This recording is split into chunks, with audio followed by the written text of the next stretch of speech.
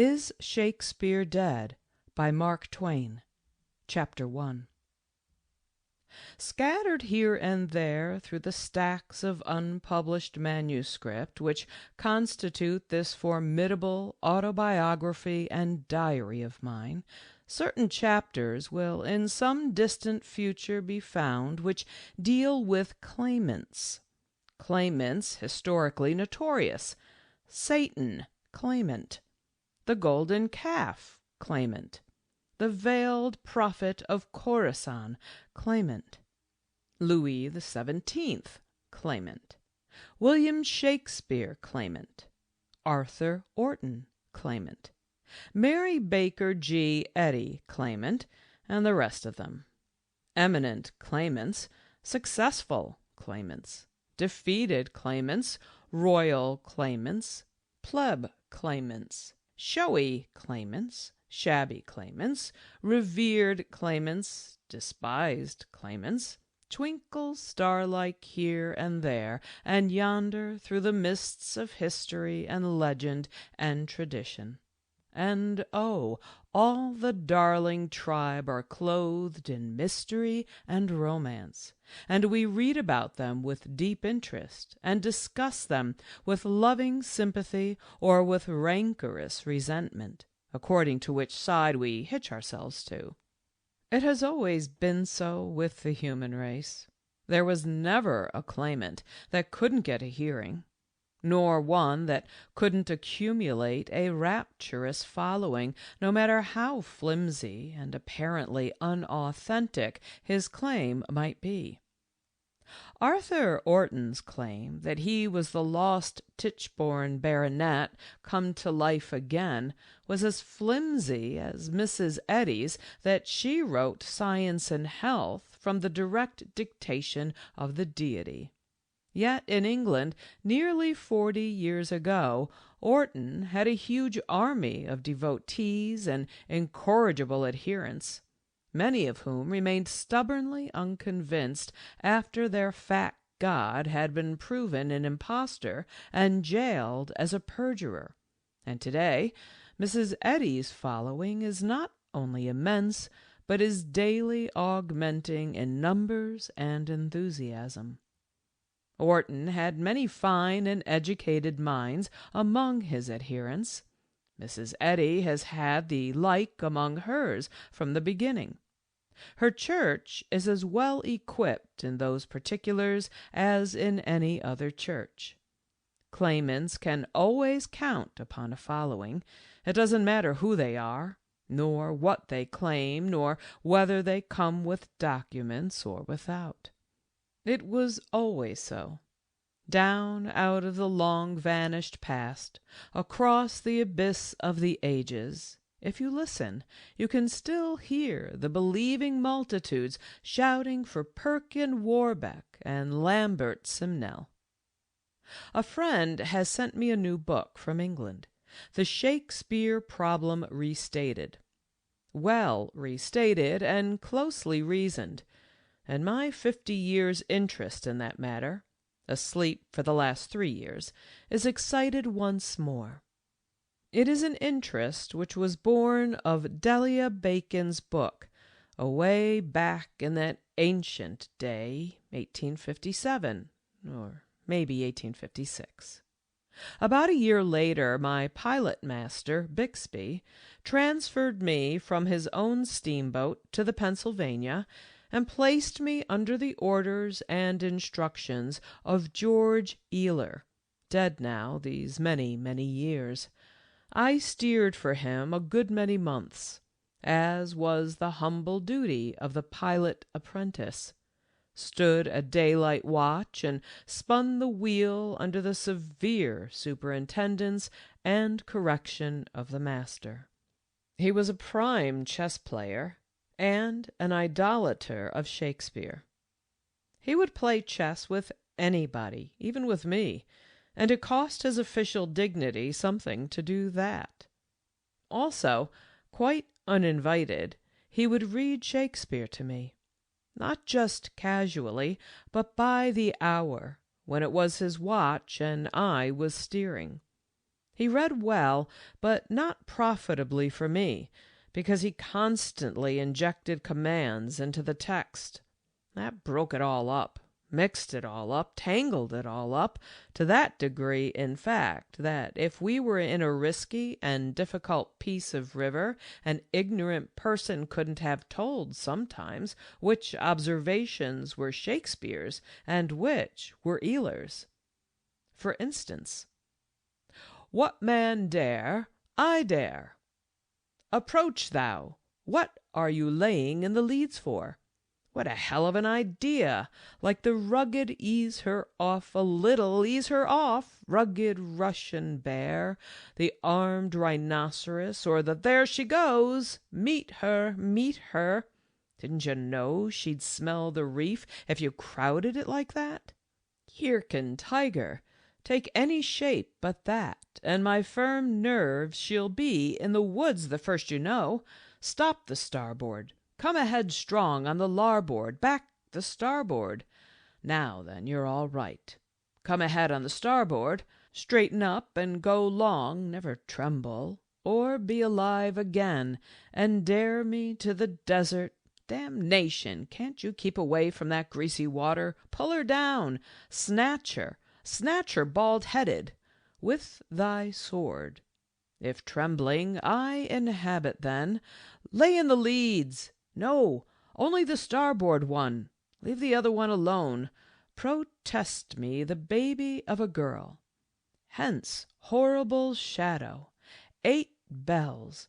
That watchman's asleep again, I reckon. Go down and call Brown yourself. Unreal mockery hence." He certainly was a good reader, and splendidly thrilling and stormy and tragic, but it was a damage to me, because I have never since been able to read Shakespeare in a calm and sane way. I cannot rid it of his explosive interlardings. They break in everywhere with their irrelevant, "What in hell are you up to now? Pull her down. More. There now, steady as you go," and the other disorganizing interruptions that were always leaping from his mouth. When I read Shakespeare now, I can hear them as plainly as I did in that long-departed time 51 years ago. I never regarded Ealer's readings as educational. Indeed, they were a detriment to me. His contributions to the text seldom improved it, but barring that detail, he was a good reader. I can say that much for him. He did not use the book and did not need to. He knew his Shakespeare as well as Euclid ever knew his multiplication table. Did he have something to say, this Shakespeare-adoring Mississippi pilot, anent Delia Bacon's book? Yes, and he said it all the time, for months, in the morning watch, the middle watch, the dog watch, and probably kept it going in his sleep.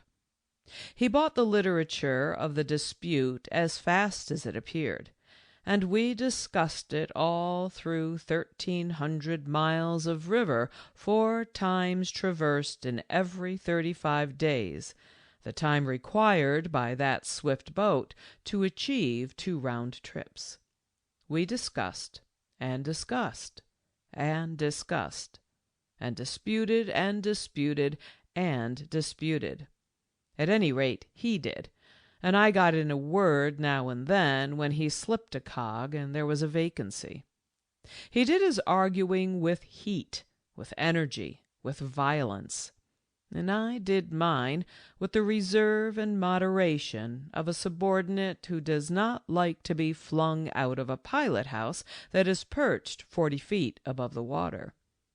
He was fiercely loyal to Shakespeare, and cordially scornful of Bacon and of all the pretensions of the Baconians. So was I, at first. And at first he was glad that that was my attitude. There were even indications that he admired it. Indications dimmed, it is true, by the distance that lay between the lofty boss pilotical altitude and my lowly one, yet perceptible to me.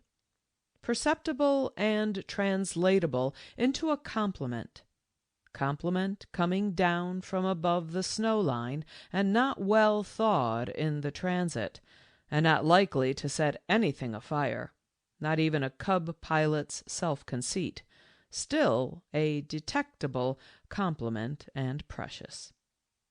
Naturally, it flattered me into being more loyal to Shakespeare, if possible, than I was before, and more prejudiced against Bacon, if possible, than I was before. And so we discussed and discussed, both on the same side, and were happy. For a while. Only for a while. Only for a very little while, a very, very, very little while. Then the atmosphere began to change, began to cool off. A brighter person would have seen what the trouble was, earlier than I did, perhaps, but I saw it early enough for all practical purposes. You see, he was of the argumentative disposition. Therefore, it took him but a little time to get tired of arguing with a person who agreed with everything he said, and consequently never furnished him a provocative to flare up and show what he could do when it came to clear, cold, hard, rose-cut, hundred-faceted, diamond-flashing reasoning. That was his name for it. It has been applied since, with complacency, as many as several times in the Bacon-Shakespeare scuffle, on the Shakespeare side. Then the thing happened which has happened to more persons than to me when principle and personal interest found themselves in opposition to each other, and a choice had to be made. I let principle go, and went over to the other side. Not the entire way, but far enough to answer the requirements of the case. That is to say, I took this attitude, to wit. I only believed Bacon wrote Shakespeare, whereas I knew Shakespeare didn't. Ealer was satisfied with that, and the war broke loose. Study, practice, experience in handling my end of the matter presently enabled me to take my new position almost seriously. A little bit later, utterly seriously. A little later still, lovingly, gratefully, devotedly. Finally, fiercely, rabidly, uncompromisingly. After that, I was welded to my faith, I was theoretically ready to die for it, and I looked down with compassion, not unmixed with scorn, upon everybody else's faith that didn't tally with mine. That faith, imposed upon me by self-interest in that ancient day, remains my faith today, and in it I find comfort, solace, peace, and never-failing joy. You see how curiously theological it is. The rice Christian of the Orient goes through the very same steps when he is after rice and the missionary is after him. He goes for rice and remains to worship. Ealer did a lot of our reasoning, not to say substantially all of it. The slaves of his cult have a passion for calling it by that large name. We others do not call our inductions and deductions and reductions by any name at all. They show for themselves what they are, and we can with tranquil confidence leave the world to ennoble them with a title of its own choosing. Now and then, when Ealer had to stop to cough, I pulled my induction talents together and hove the controversial lead myself, always getting 8 feet, 8.5, often 9, sometimes even quarter less twain, as I believed, but always no bottom, as he said. I got the best of 'em only once. I prepared myself. I wrote out a passage from Shakespeare. It may have been the very one I quoted a while ago, I don't remember, and riddled it with his wild, steamboatful interlardings. When an unrisky opportunity offered, one lovely summer day, when we had sounded and buoyed a tangled patch of crossings known as Hell's Half Acre, and were aboard again, and he had sneaked the Pennsylvania triumphantly through it without once scraping sand, and the A.T. Lacey had followed in our wake and got stuck, and he was feeling good, I showed it to him. It amused him. I asked him to fire it off. Read it, I diplomatically added, as only he could read dramatic poetry. The compliment touched him where he lived. He did read it with surpassing fire and spirit, read it as it will never be read again, for he knew how to put the right music into those thunderous interlardings and make them seem a part of the text, make them sound as if they were bursting from Shakespeare's own soul, each one of them a golden inspiration and not to be left out without damage to the massed and magnificent whole. I waited a week to let the incident fade, waited longer, waited until he brought up for reasonings in vituperation my pet position, my pet argument, the one which I was fondest of, the one which I prized far above all others in my ammunition wagon, to wit, that Shakespeare couldn't have written Shakespeare's works for the reason that the man who wrote them was limitlessly familiar with the laws and the law courts and law proceedings and lawyer talk and lawyer ways, and if Shakespeare was possessed of the infinitely divided stardust that constituted this vast wealth, how did he get it, and where, and when? From books. From books. That was always the idea. I answered as my readings of the champions of my side of the great controversy had taught me to answer, that a man can't handle glibly and easily and comfortably and successfully the argot of a trade at which he has not personally served. He will make mistakes. He will not and cannot get the trade phrasings precisely and exactly right. And the moment he departs, by even a shade, from a common trade form, the reader who has served that trade will know the writer hasn't. Ealer would not be convinced. He said a man could learn how to correctly handle the subtleties and mysteries and freemasonries of any trade by careful reading and studying. But when I got him to read again the passage from Shakespeare with the interlardings, he perceived himself that books couldn't teach a student a bewildering multitude of pilot phrases so thoroughly and perfectly that he could talk them off in book and play or conversation and make no mistake that a pilot would not immediately discover. It was a triumph for me. He was silent a while, and I knew what was happening. He was losing his temper. And I knew he would presently close the session with the same old argument that was always his stay and his support in time of need. The same old argument, the one I couldn't answer, because I dasn't. The argument that I was an ass and better shut up. He delivered it, and I obeyed.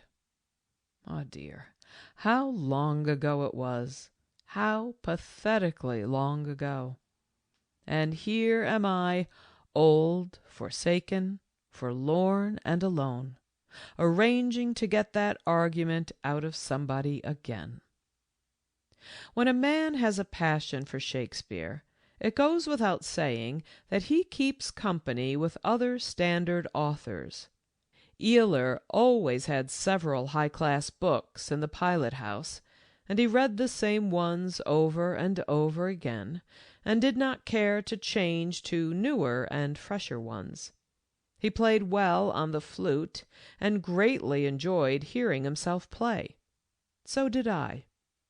He had a notion that a flute would keep its health better if you took it apart when it was not standing a watch, and so, when it was not on duty, it took its rest, disjointed, on the compass shelf under the breastboard.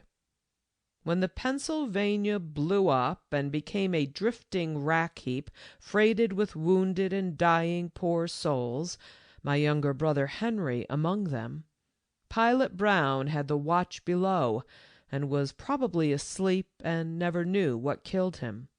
But Eeyler escaped unhurt. He and his pilot-house were shot up into the air, then they fell, and Eeyler sank through the ragged cavern where the hurricane deck and the boiler deck had been, and landed in a nest of ruins on the main deck, on top of one of the unexploded boilers, where he lay prone in a fog of scalding and deadly steam. But not for long. He did not lose his head. Long familiarity with danger had taught him to keep it in any and all emergencies. He held his coat lapels to his nose with one hand to keep out the steam, and scrabbled around with the other till he found the joints of his flute. Then he took measures to save himself alive, and was successful. I was not on board. I had been put ashore in New Orleans by Captain Klinefelter. The reason, however, I have told all about it in the book called Old Times on the Mississippi, and it isn't important anyway, it is so long ago. End of chapter 1.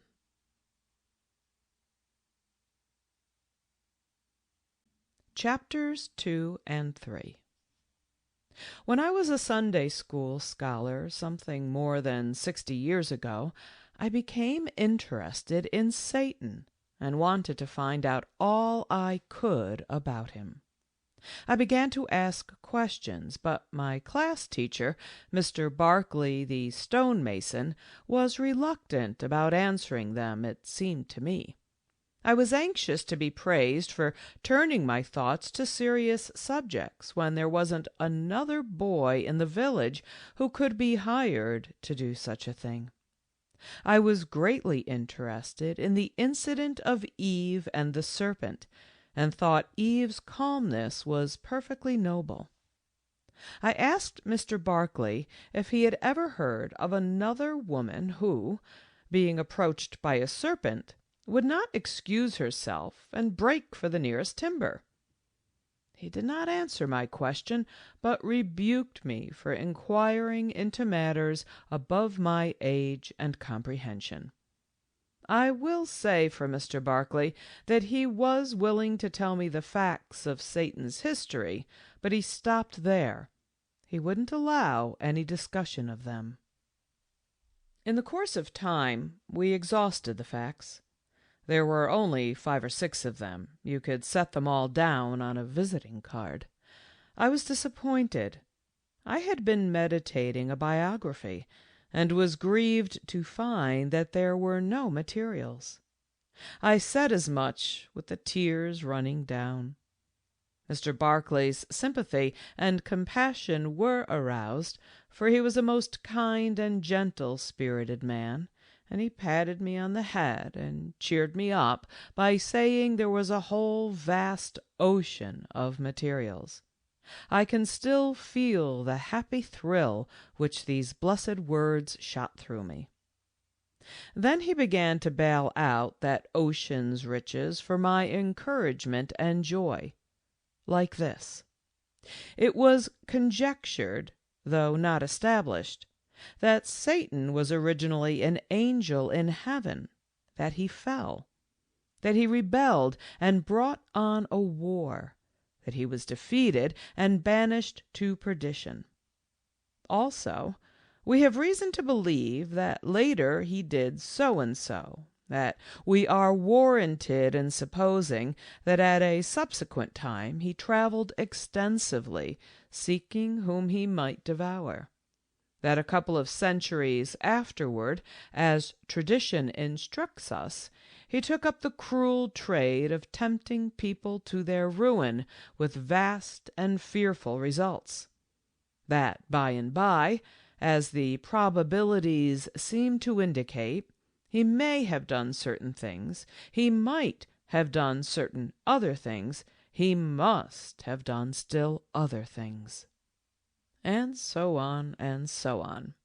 We set down the 5 known facts by themselves on a piece of paper and numbered it page 1.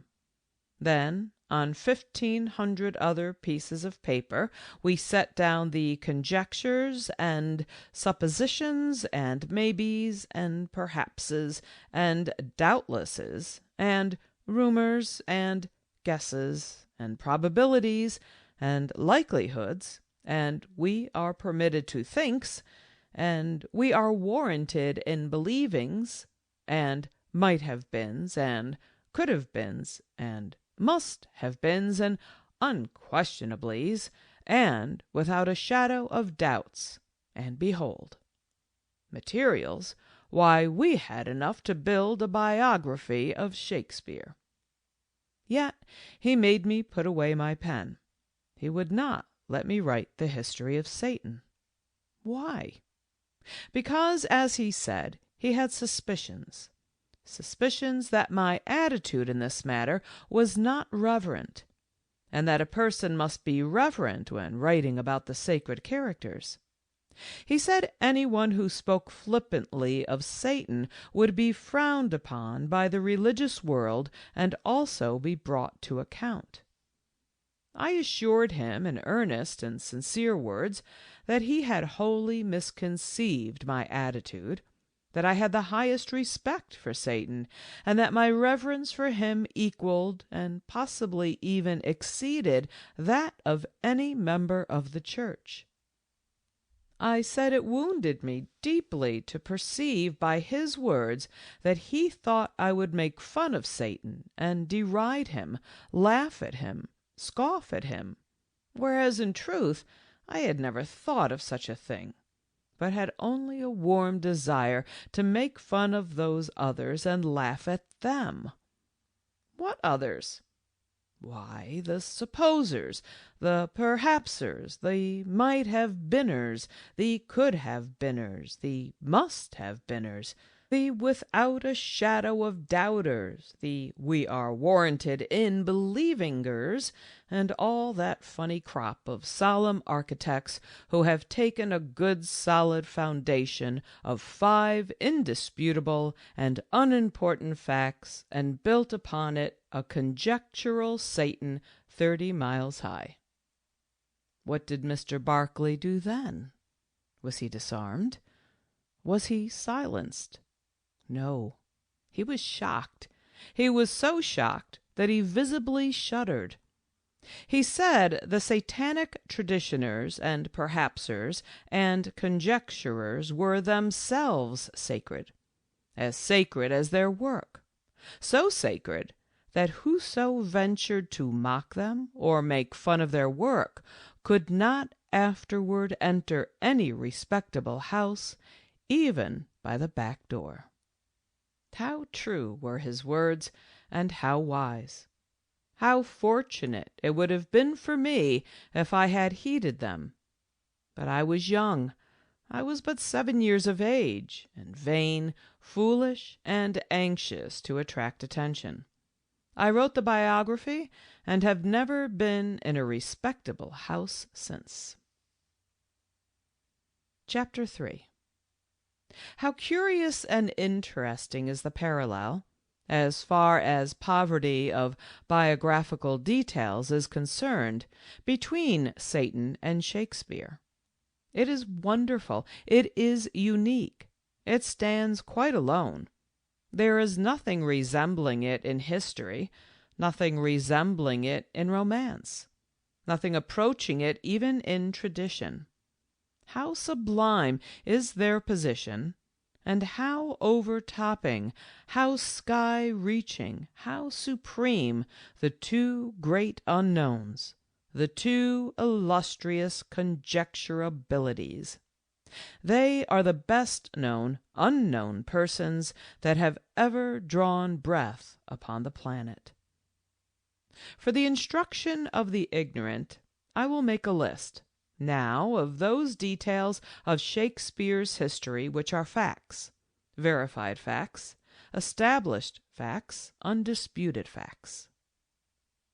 Facts. He was born on the 23rd of April, 1564, of good farmer-class parents who could not read, could not write, could not sign their names. At Stratford, a small back settlement which in that day was shabby and unclean and densely illiterate. Of the 19 important men charged with the government of the town, 13 had to make their mark in attesting important documents because they could not write their names. Of the first 18 years of his life, nothing is known. They are a blank. On the 27th of November, 1582, William Shakespeare took out a license to marry Anne Whately. Next day, William Shakespeare took out a license to marry Anne Hathaway. She was 8 years his senior. William Shakespeare married Anne Hathaway in a hurry. By grace of a reluctantly granted dispensation, there was but one publication of the banns. Within 6 months, the first child was born. About 2 blank years followed, during which period nothing at all happened to Shakespeare, so far as anybody knows. Then came twins, 1585 February. 2 blank years follow. Then, 1587, he makes a 10-year visit to London, leaving the family behind. 5 blank years follow. During this period, nothing happened to him, as far as anybody actually knows. Then, 1592, there is mention of him as an actor. Next year, 1593, his name appears in the official list of players. Next year, 1594, he played before the Queen. A detail of no consequence, other obscurities did it every year of the 45 of her reign, and remained obscure. 3 pretty full years follow, full of play-acting. Then, in 1597, he bought New Place, Stratford. 13 or 14 busy years follow, years in which he accumulated money and also reputation as actor and manager. Meantime, his name, liberally and variously spelt, had become associated with a number of great plays and poems as ostensibly author of the same. Some of these, in these years and later, were pirated, but he made no protest. Then, 1610 to 1611, he returned to Stratford and settled down for good and all, and busied himself in lending money, trading in tithes, trading in land and houses, shirking a debt of 41 shillings, borrowed by his wife during his long desertion of his family, suing debtors for shillings and coppers, being sued himself for shillings and coppers, and acting as confederate to a neighbor who tried to rob the town of its rights in a certain common and did not succeed. He lived 5 or 6 years, till 1616, in the joy of these elevated pursuits. Then he made a will and signed each of its 3 pages with his name.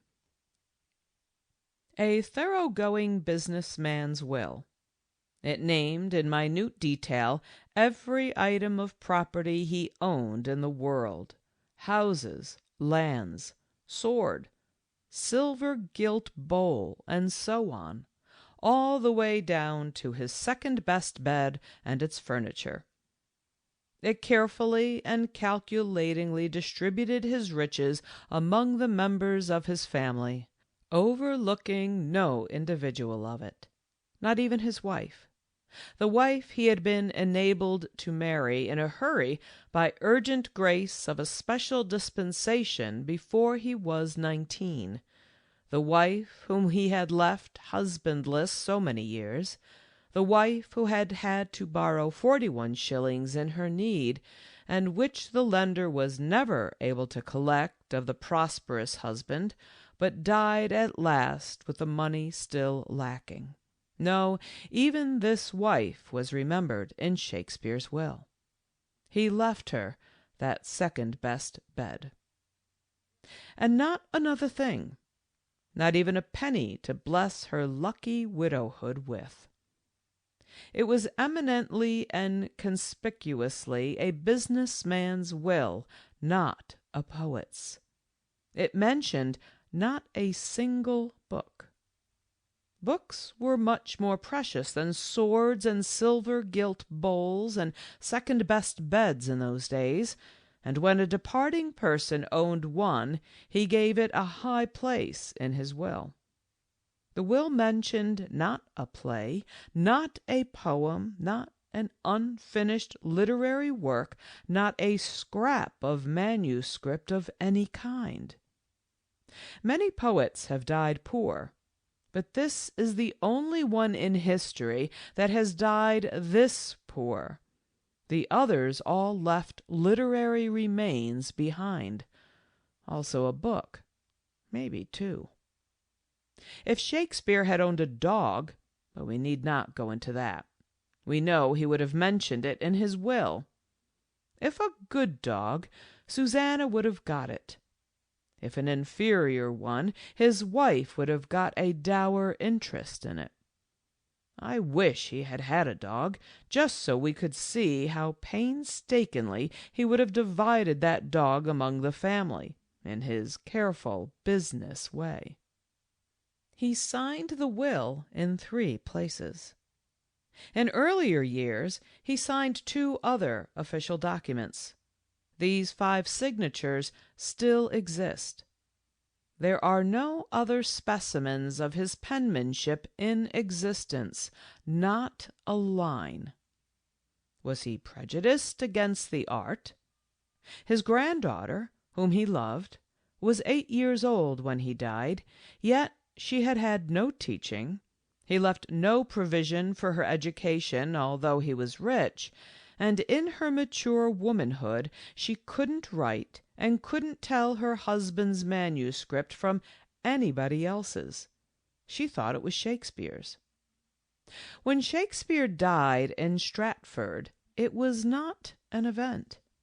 It made no more stir in England than the death of any other forgotten theatre actor would have made. Nobody came down from London. There were no lamenting poems, no eulogies, no national tears. There was merely silence and nothing more. A striking contrast with what happened when Ben Jonson and Francis Bacon and Spenser and Raleigh and the other distinguished literary folk of Shakespeare's time passed from life. No praiseful voice was lifted for the lost bard of Avon. Even Ben Jonson waited 7 years before he lifted his. So far as anybody actually knows and can prove, Shakespeare of Stratford-on-Avon never wrote a play in his life. So far as anybody knows and can prove, he never wrote a letter to anybody in his life. So far as anyone knows, he received only 1 letter during his life. So far as anyone knows and can prove, Shakespeare of Stratford wrote only 1 poem during his life. This one is authentic. He did write that one, a fact which stands undisputed. He wrote the whole of it. He wrote the whole of it out of his own head. He commanded that this work of art be engraved upon his tomb, and he was obeyed. There it abides to this day. This is it. Good friend, for Jesus' sake forbear to dig the dust enclosed here. Blessed be ye man yet spares these stones, and cursed be he yet moves my bones. In the list as above set down will be found every positively known fact of Shakespeare's life, lean and meagre as the invoice is. Beyond these details, we know not a thing about him. All the rest of his vast history, as furnished by the biographers, is built up, course upon course, of guesses, inferences, theories, conjectures, an Eiffel Tower of artificialities rising sky high from a very flat and very thin foundation of inconsequential facts. End of chapters 2 and 3.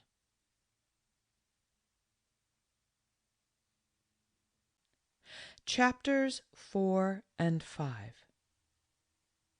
Chapter 4. Conjectures. The historians suppose that Shakespeare attended the free school in Stratford from the time he was 7 years old till he was 13. There is no evidence in existence that he ever went to school at all. The historians infer that he got his Latin in that school, the school which they suppose he attended. They suppose his father's declining fortunes made it necessary for him to leave the school they supposed he attended and get to work and help support his parents and their 10 children. But there is no evidence that he ever entered or retired from the school they suppose he attended. They suppose he assisted his father in the butchering business, and that, being only a boy, he didn't have to do full-grown butchering, but only slaughtered calves. Also, that whenever he killed a calf, he made a high-flown speech over it. This supposition rests upon the testimony of a man who wasn't there at the time, a man who got it from a man who could have been there, but did not say whether he was or not. And neither of them thought to mention it for decades and decades and decades and 2 more decades after Shakespeare's death, until old age and mental decay had refreshed and vivified their memories. They hadn't 2 facts in stock about the long-dead distinguished citizen, but only just the one. He slaughtered calves and broke into oratory while he was at it. Curious. They had only 1 fact, yet the distinguished citizen had spent 26 years in that little town, just half his lifetime. However, rightly viewed, it was the most important fact, indeed, almost the only important fact, of Shakespeare's life in Stratford. Rightly viewed, for experience is an author's most valuable asset.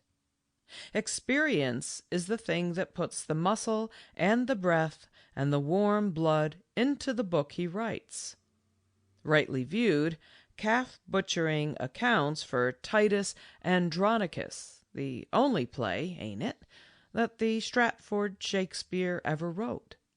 And yet it is the only one everybody tries to chouse him out of, the Baconians included. The historians find themselves justified in believing that the young Shakespeare poached upon Sir Thomas Lucy's deer preserves and got haled before that magistrate for it. But there is no shred of respect-worthy evidence that anything of the kind happened. The historians, having argued the thing that might have happened into the thing that did happen, found no trouble in turning Sir Thomas Lucy into Mr. Justice Shallow. They have long ago convinced the world, on surmise and without trustworthy evidence, that Shallow is Sir Thomas. The next addition to the young Shakespeare's Stratford history comes easy. The historian builds it out of the surmised deer-stealing, and the surmised trial before the magistrate, and the surmised vengeance-prompted satire upon the magistrate in the play. Result, the young Shakespeare was a wild, oh, such a wild young scamp, and that gratuitous slander is established for all time. It is the very way Professor Osborne and I built the colossal skeleton brontosaur that stands 57 feet long and 16 feet high in the Natural History Museum, the awe and admiration of all the world, the stateliest skeleton that exists on the planet. We had 9 bones, and we built the rest of him out of plaster of Paris. We ran short of plaster of Paris, or we'd have built a brontosaur that could sit down beside the Stratford Shakespeare, and none but an expert could tell which was biggest or contained the most plaster. Shakespeare pronounced Venus and Adonis the first heir of his invention, apparently implying that it was his first effort at literary composition. He should not have said it. It has been an embarrassment to his historians these many, many years. They have to make him write that graceful and polished and flawless and beautiful poem before he escaped from Stratford and his family, 1586 or 87, age 22 or along there, because within the next 5 years he wrote 5 great plays, and could not have found time to write another line. It is sorely embarrassing. If he began to slaughter calves, and poach deer, and rollick around, and learn English at the earliest likely moment, say at 13, when he was supposedly wrenched from that school where he was supposedly storing up Latin for future literary use, he had his youthful hands full, and much more than full.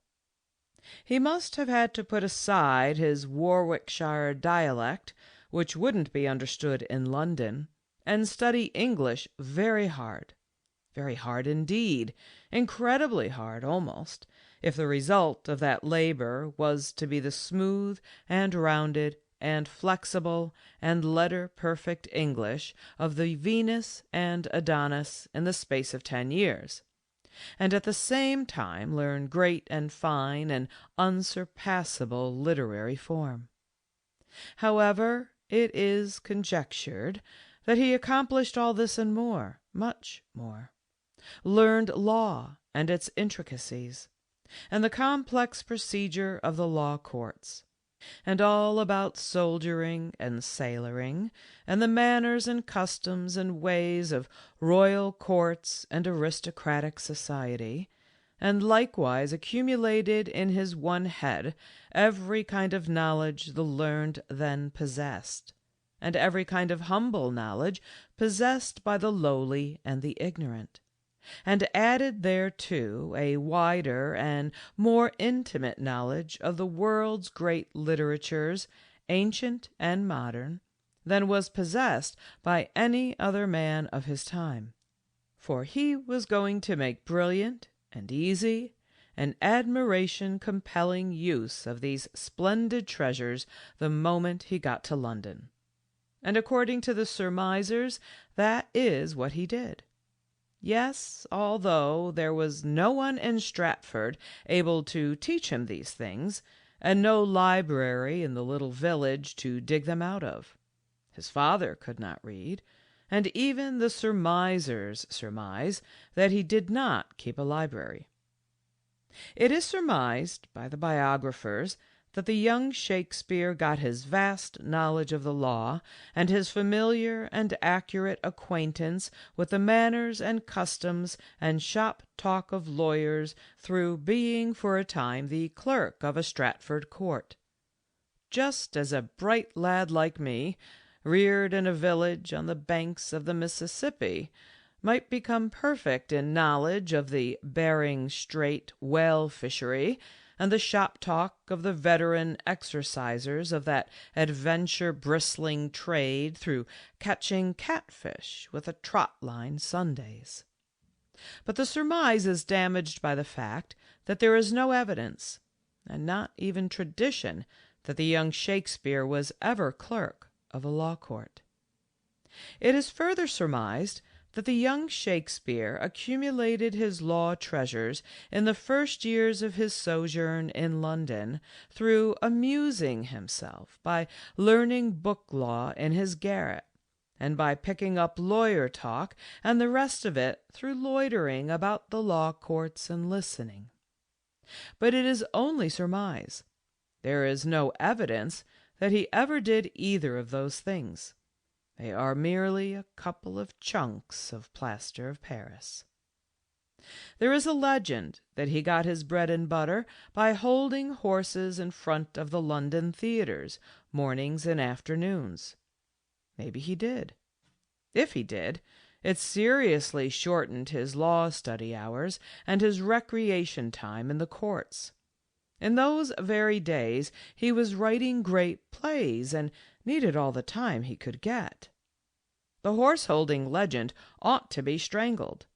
It too formidably increases the historian's difficulty in accounting for the young Shakespeare's erudition, an erudition which he was acquiring hunk by hunk and chunk by chunk every day in those strenuous times, and emptying each day's catch into next day's imperishable drama. He had to acquire a knowledge of war at the same time, and a knowledge of soldier people and sailor people and their ways and talk. Also a knowledge of some foreign lands and their languages, for he was daily emptying fluent streams of these various knowledges, too, into his dramas. How did he acquire these rich assets? In the usual way, by surmise. It is surmised that he travelled in Italy and Germany and around, and qualified himself to put their scenic and social aspects upon paper. That he perfected himself in French, Italian, and Spanish on the road. That he went in Leicester's expedition to the Low Countries, as soldier or sutler or something, for several months or years, or whatever length of time a surmiser needs in his business, and thus became familiar with soldiership and soldier ways and soldier talk, and generalship and general ways and general talk, and seamanship and sailor ways and sailor talk. Maybe he did all these things, but I would like to know who held the horses in the meantime, and who studied the books in the garret, and who frolicked in the law courts for recreation. Also, who did the call-boying and the play-acting. For he became a call-boy, and as early as 93 he became a vagabond, the law's ungentle term for an unlisted actor, and in 94 a regular and properly and officially listed member of that, in those days, lightly valued and not much respected profession. Right soon thereafter he became a stockholder in 2 theatres and manager of them. Thenceforward he was a busy and flourishing businessman, and was raking in money with both hands for 20 years. Then, in a noble frenzy of poetic inspiration, he wrote his one poem, his only poem, his darling, and laid him down and died. Good friend, for Jesus' sake forbear to dig the dust enclosed here. Blessed be ye man, yet spares these stones, and cursed be he, yet moves my bones. He was probably dead when he wrote it. Still, this is only conjecture. We have only circumstantial evidence, internal evidence. Shall I set down the rest of the conjectures which constitute the giant biography of William Shakespeare? It would strain the unabridged dictionary to hold them. He is a brontosaur, 9 bones, and 600 barrels of plaster of Paris. Chapter 5. We may assume. In the assuming trade, 3 separate and independent cults are transacting business. 2 of these cults are known as the Shakespearites and the Baconians, and I am the other one, the Brontosaurian. The Shakespearite knows that Shakespeare wrote Shakespeare's works. The Baconian knows that Francis Bacon wrote them. The Brontosaurian doesn't really know which of them did it, but is quite composedly and contentedly sure that Shakespeare didn't, and strongly suspects that Bacon did. We all have to do a good deal of assuming, but I am fairly certain that in every case I can call to mind, the Baconian assumers have come out ahead of the Shakespearites. Both parties handle the same materials, but the Baconians seem to me to get much more reasonable and rational and persuasive results out of them than is the case with the Shakespearites. The Shakespearite conducts his assuming upon a definite principle, an unchanging and immutable law, which is 2 and 8 and 7 and 14 added together make 165. I believe this to be an error. No matter. You cannot get a habit-sodden Shakespearite to cipher up his materials upon any other basis. With the Baconian it is different. If you place before him the above figures and set him to adding them up, he will never in any case get more than 45 out of them, and in 9 cases out of 10 he will get just the proper 31. Let me try to illustrate the 2 systems in a simple and homely way, calculated to bring the idea within the grasp of the ignorant and unintelligent. We will suppose a case. Take a lap-bred, house-fed, uneducated, inexperienced kitten. Take a rugged old Tom that's scarred from stem to rudder post with the memorials of strenuous experience, and is so cultured, so educated, so limitlessly erudite, that one may say of him all cat knowledge is his province. Also, take a mouse. Lock the 3 up in a holeless, crackless, exitless prison cell. Wait half an hour. Then open the cell, introduce a Shakespearite and a Baconian, and let them cipher and assume. The mouse is missing. The question to be decided is, where is it? You can guess both verdicts beforehand. One verdict will say the kitten contains the mouse. The other will as certainly say the mouse is in the tomcat. The Shakespearite will reason like this. That is not my word, it is his. He will say the kitten may have been attending school when nobody was noticing. Therefore, we are warranted in assuming that it did so. Also, it could have been training in a court clerk's office when no one was noticing. Since that could have happened, we are justified in assuming that it did happen. It could have studied catology in a garret when no one was noticing. Therefore, it did. It could have attended cat assizes on the shed roof nights for recreation, when no one was noticing, and harvested a knowledge of cat court forms and cat lawyer talk in that way. It could have done it, therefore, without a doubt, it did. It could have gone soldiering with a war tribe when no one was noticing, and learned soldier wiles and soldier ways, and what to do with a mouse when opportunity offers. The plain inference, therefore, is that that is what it did.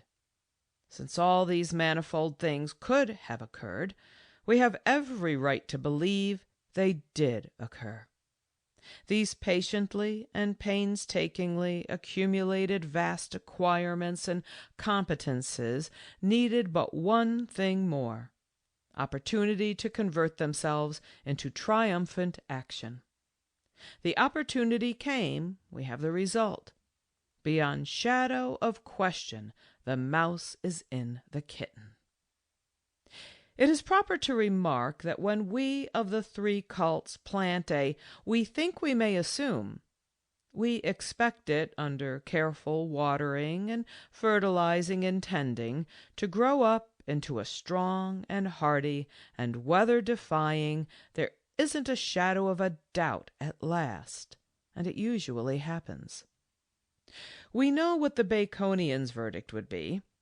There is not a rag of evidence that the kitten has had any training, any education, any experience qualifying it for the present occasion, or is indeed equipped for any achievement above lifting such unclaimed milk as comes its way. But there is abundant evidence, unassailable proof, in fact, that the other animal is equipped to the last detail with every qualification necessary for the event. Without shadow of doubt, the tomcat contains the mouse. End of chapters 4 and 5.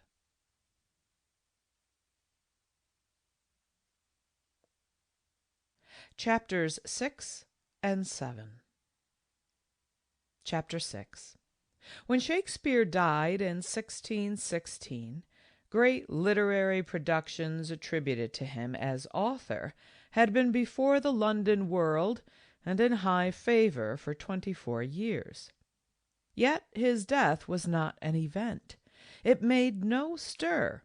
It attracted no attention.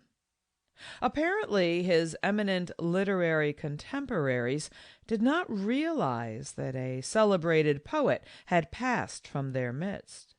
Perhaps they knew a play actor of minor rank had disappeared, but did not regard him as the author of his works. We are justified in assuming this. His death was not even an event in the little town of Stratford. Does this mean that in Stratford he was not regarded as a celebrity of any kind? We are privileged to assume, no, we are indeed obliged to assume, that such was the case. He had spent the first 22 or 23 years of his life there, and of course knew everybody, and was known by everybody of that day in the town, including the dogs and the cats and the horses. He had spent the last 5 or 6 years of his life there, diligently trading in every big and little thing that had money in it. So we are compelled to assume that many of the folk there in those said latter days knew him personally, and the rest by sight and hearsay. But not as a celebrity? Apparently not, for everybody soon forgot to remember any contact with him or any incident connected with him. The dozens of townspeople still alive who had known of him or known about him in the first 23 years of his life were in the same unremembering condition. If they knew of any incident connected with that period of his life, they didn't tell about it. Would they, if they had been asked? It is most likely. Were they asked? It is pretty apparent that they were not. Why weren't they? It is a very plausible guess that nobody there or elsewhere was interested to know. For 7 years after Shakespeare's death, nobody seems to have been interested in him. Then the quarto was published, and Ben Jonson awoke out of his long indifference and sang a song of praise and put it in the front of the book. Then silence fell again. For 60 years. Then inquiries into Shakespeare's Stratford life began to be made of Stratfordians. Of Stratfordians who had known Shakespeare or had seen him? No. Then of Stratfordians who had seen people who had known or seen people who had seen Shakespeare? No. Apparently the inquiries were only made of Stratfordians who were not Stratfordians of Shakespeare's day, but later comers, and what they had learned had come to them from persons who had not seen Shakespeare, and what they had learned was not claimed as fact, but only as legend, dim and fading and indefinite legend of the calf-slaughtering rank and not worth remembering either as history or fiction. Has it ever happened before or since that a celebrated person who had spent exactly half of a fairly long life in the village where he was born and reared was able to slip out of this world and leave that village voiceless and gossipless behind him? Utterly voiceless, utterly gossipless, and permanently so? I don't believe it has happened in any case except Shakespeare's, and couldn't and wouldn't have happened in his case if he had been regarded as a celebrity at the time of his death. When I examine my own case, but let us do that, and see if it will not be recognizable as exhibiting a condition of things quite likely to result, most likely to result, indeed substantially sure to result, in the case of a celebrated person, a benefactor of the human race, like me. My parents brought me to the village of Hannibal, Missouri, on the banks of the Mississippi, when I was 2.5 years old. I entered school at 5 years of age, and drifted from one school to another in the village during 9.5 years. Then my father died, leaving his family in exceedingly straitened circumstances, wherefore my book education came to a standstill forever, and I became a printer's apprentice on board and clothes, and when the clothes failed, I got a hymn book in place of them. This for summer wear, probably. I lived in Hannibal 15.5 years altogether, then ran away, according to the custom of persons who are intending to become celebrated. I never lived there afterward. 4 years later, I became a cub on a Mississippi steamboat in the St. Louis and New Orleans trade, and after 1.5 years of hard study and hard work, the U.S. inspectors rigorously examined me through a couple of long sittings and decided that I knew every inch of the Mississippi, 1,300 miles, in the dark and in the day, as well as a baby knows the way to its mother's paps day or night. So they licensed me as a pilot, knighted me, so to speak, and I rose up clothed with authority, a responsible servant of the United States government. Now then, Shakespeare died young. He was only 52. He had lived in his native village 26 years, or about that. He died celebrated, if you believe everything you read in the books. Yet when he died, nobody there or elsewhere took any notice of it, and for 60 years afterward no townsman remembered to say anything about him or about his life in Stratford.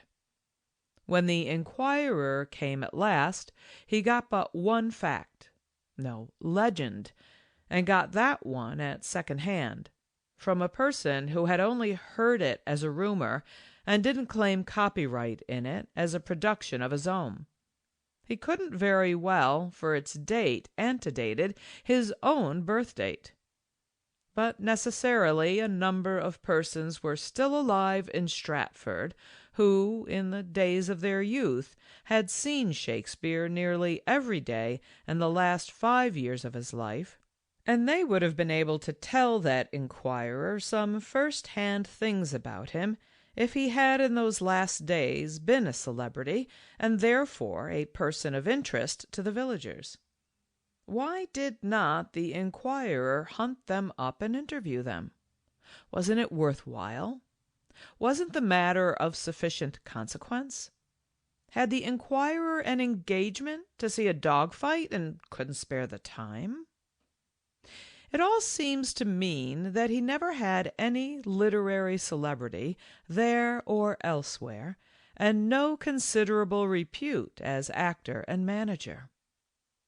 Now then, I am away along in my life, my 73rd year being already well behind me, yet 16 of my Hannibal schoolmates are still alive today, and can tell, and do tell, inquirers dozens and dozens of incidents of their young lives and mine together, things that happened to us in the morning of life, in the blossom of our youth, in the good days, the dear days, the days when we went gypsying a long time ago. Most of them credible to me, too. One child, to whom I paid court when she was 5 years old and I 8, still lives in Hannibal, and she visited me last summer, traversing the necessary 10 or 1,200 miles of railroad without damage to her patience or to her old young vigor. Another little lassie to whom I paid attention in Hannibal when she was 9 years old and I the same, is still alive in London, and hale and hearty, just as I am.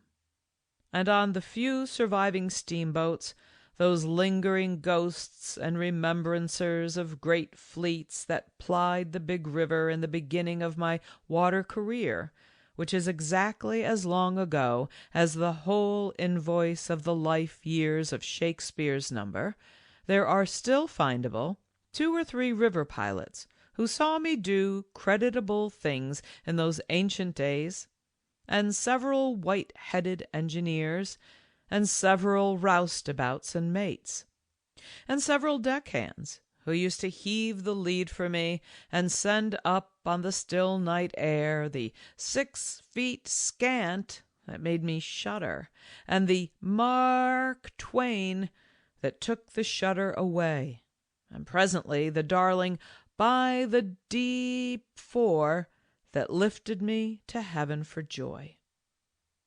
Footnote: 4 fathoms, 24 feet. End footnote. They know about me and can tell.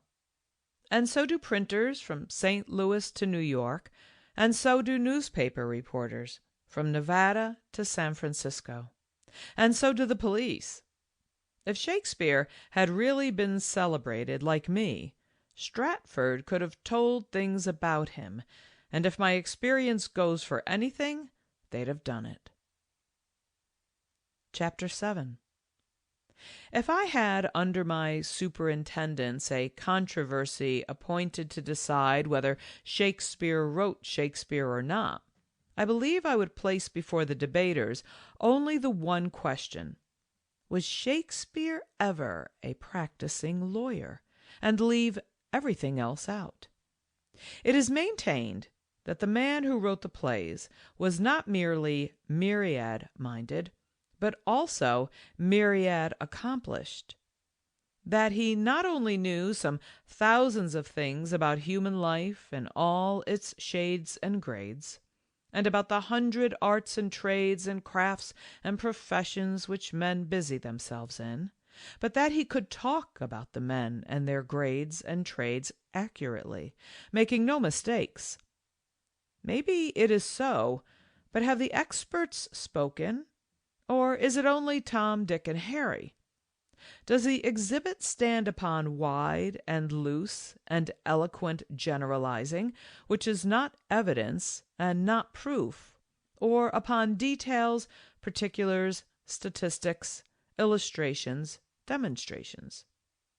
Experts of unchallengeable authority have testified definitely as to only one of Shakespeare's multifarious craft equipments, so far as my recollections of Shakespeare-Bacon talk abide with me, his law equipment. I do not remember that Wellington or Napoleon ever examined Shakespeare's battles and sieges and strategies, and then decided and established for good and all that they were militarily flawless. I do not remember that any Nelson or Drake or Cook ever examined his seamanship and said it showed profound and accurate familiarity with that art. I don't remember that any king or prince or duke has ever testified that Shakespeare was letter perfect in his handling of royal court manners and the talk and manners of aristocracies. I don't remember that any illustrious Latinist or Grecian or Frenchman or Spaniard or Italian has proclaimed him a past master in those languages.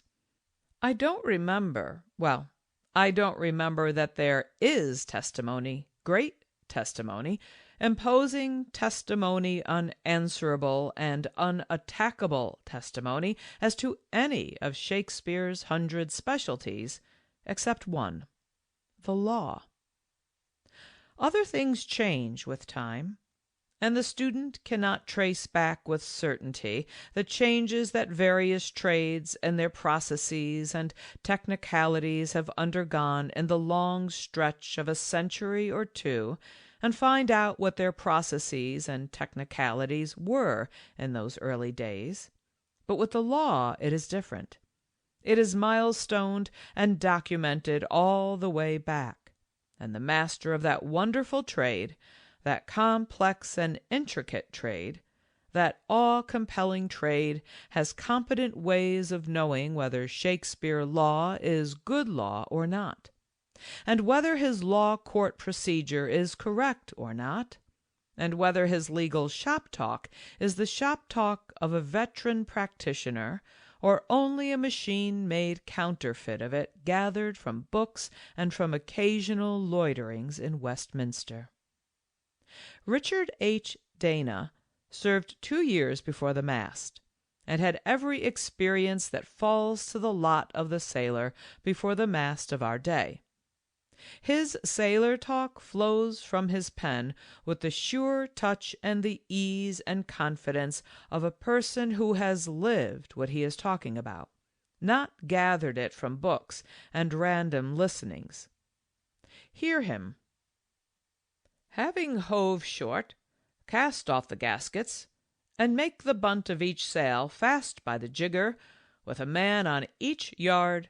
At the word, the whole canvas of the ship has loosed, and with the greatest rapidity possible, everything was sheeted home and hoisted up, the anchor tripped and cat-headed, and the ship under headway.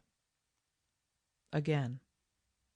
The royal yards were all crossed at once, and royals and sky sails set, and as we had the wind free, the booms were run out, and all were aloft, active as cats, laying out on the yards and booms, reeving the studding sail gear, and sail after sail the captain piled upon her, until she was covered with canvas, her sails looking like a great white cloud resting upon a black speck. Once more a race in the Pacific. Our antagonist was in her best trim. Being clear of the point, the breeze became stiff, and the royal masts bent under our sails, but we would not take them in until we saw 3 boys spring into the rigging of the California.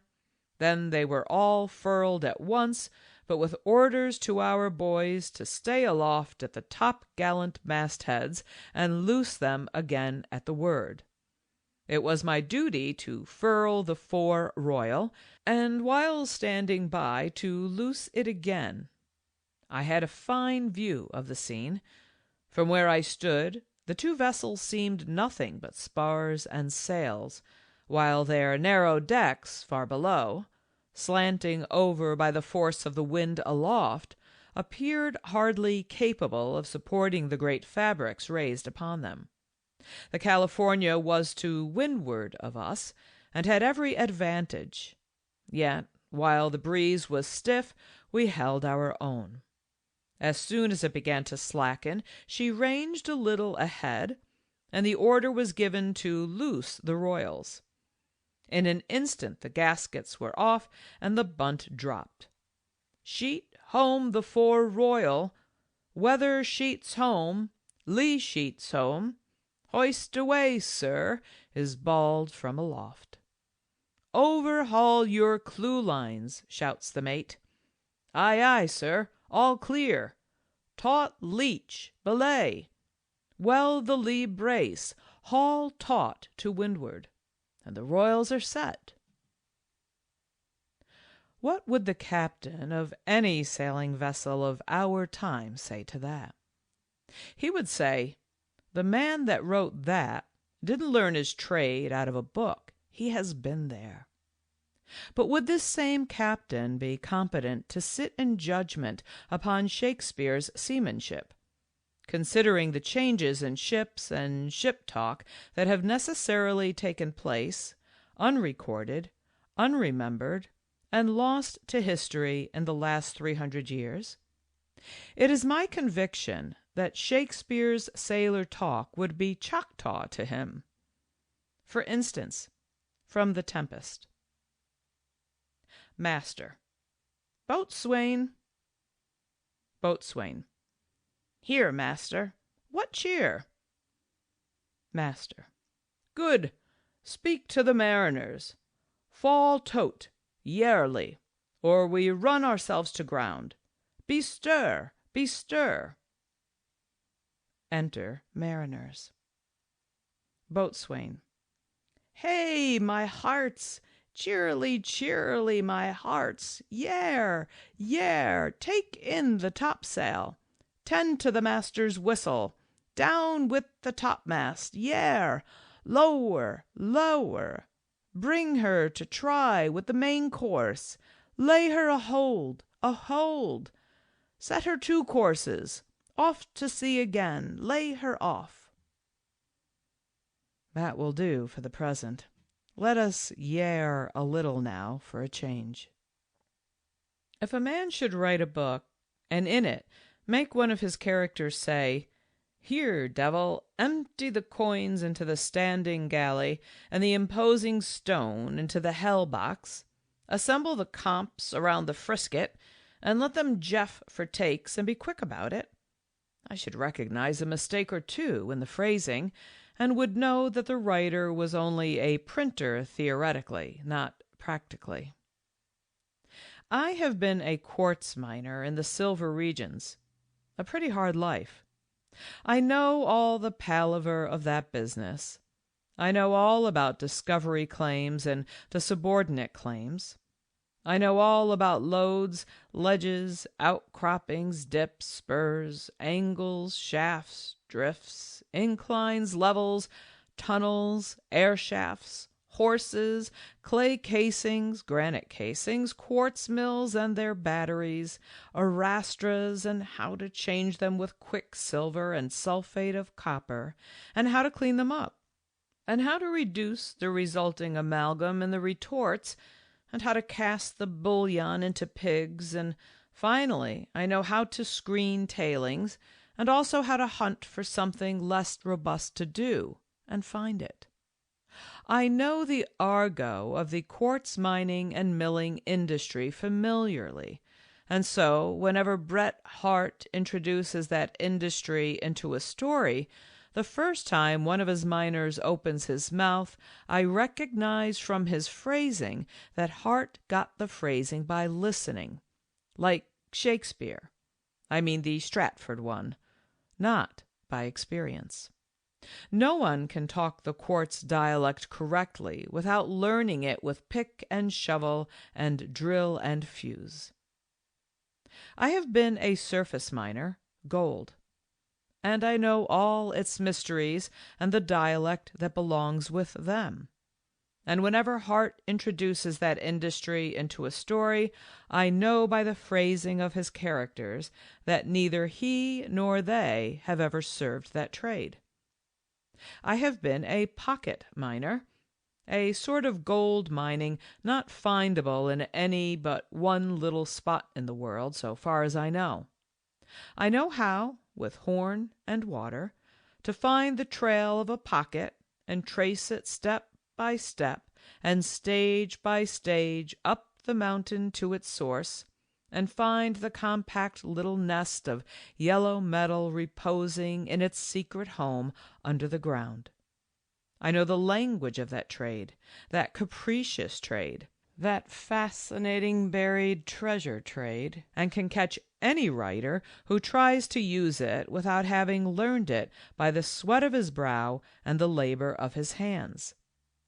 I know several other trades and the argot that goes with them. And whenever a person tries to talk the talk peculiar to any of them without having learned it at its source, I can trap him always before he gets far on his road. And so, as I have already remarked, if I were required to superintend a Bacon-Shakespeare controversy, I would narrow the matter down to a single question, the only one, so far as the previous controversies have informed me, concerning which illustrious experts of unimpeachable competency have testified. Was the author of Shakespeare's works a lawyer deeply read and of limitless experience? I would put aside the guesses and surmises and perhapses and might-have-beens and could-have-beens and must-have-beens, and we are justified in presumings, and the rest of those vague spectres and shadows and indefinitenesses, and stand or fall, win or lose, by the verdict rendered by the jury upon that single question. If the verdict was yes, I should feel quite convinced that the Stratford Shakespeare, the actor, manager, and trader who died so obscure, so forgotten, so destitute of even village consequence that 60 years afterward no fellow citizen and friend of his later days remembered to tell anything about him, did not write the works. Chapter 13 of the Shakespeare Problem Restated bears the heading Shakespeare as a Lawyer, and comprises some 50 pages of expert testimony with comments thereon, and I will copy the first 9 as being sufficient all by themselves, as it seems to me to settle the question which I have conceived to be the master key to the Shakespeare-Bacon puzzle. End of chapters 6 and 7.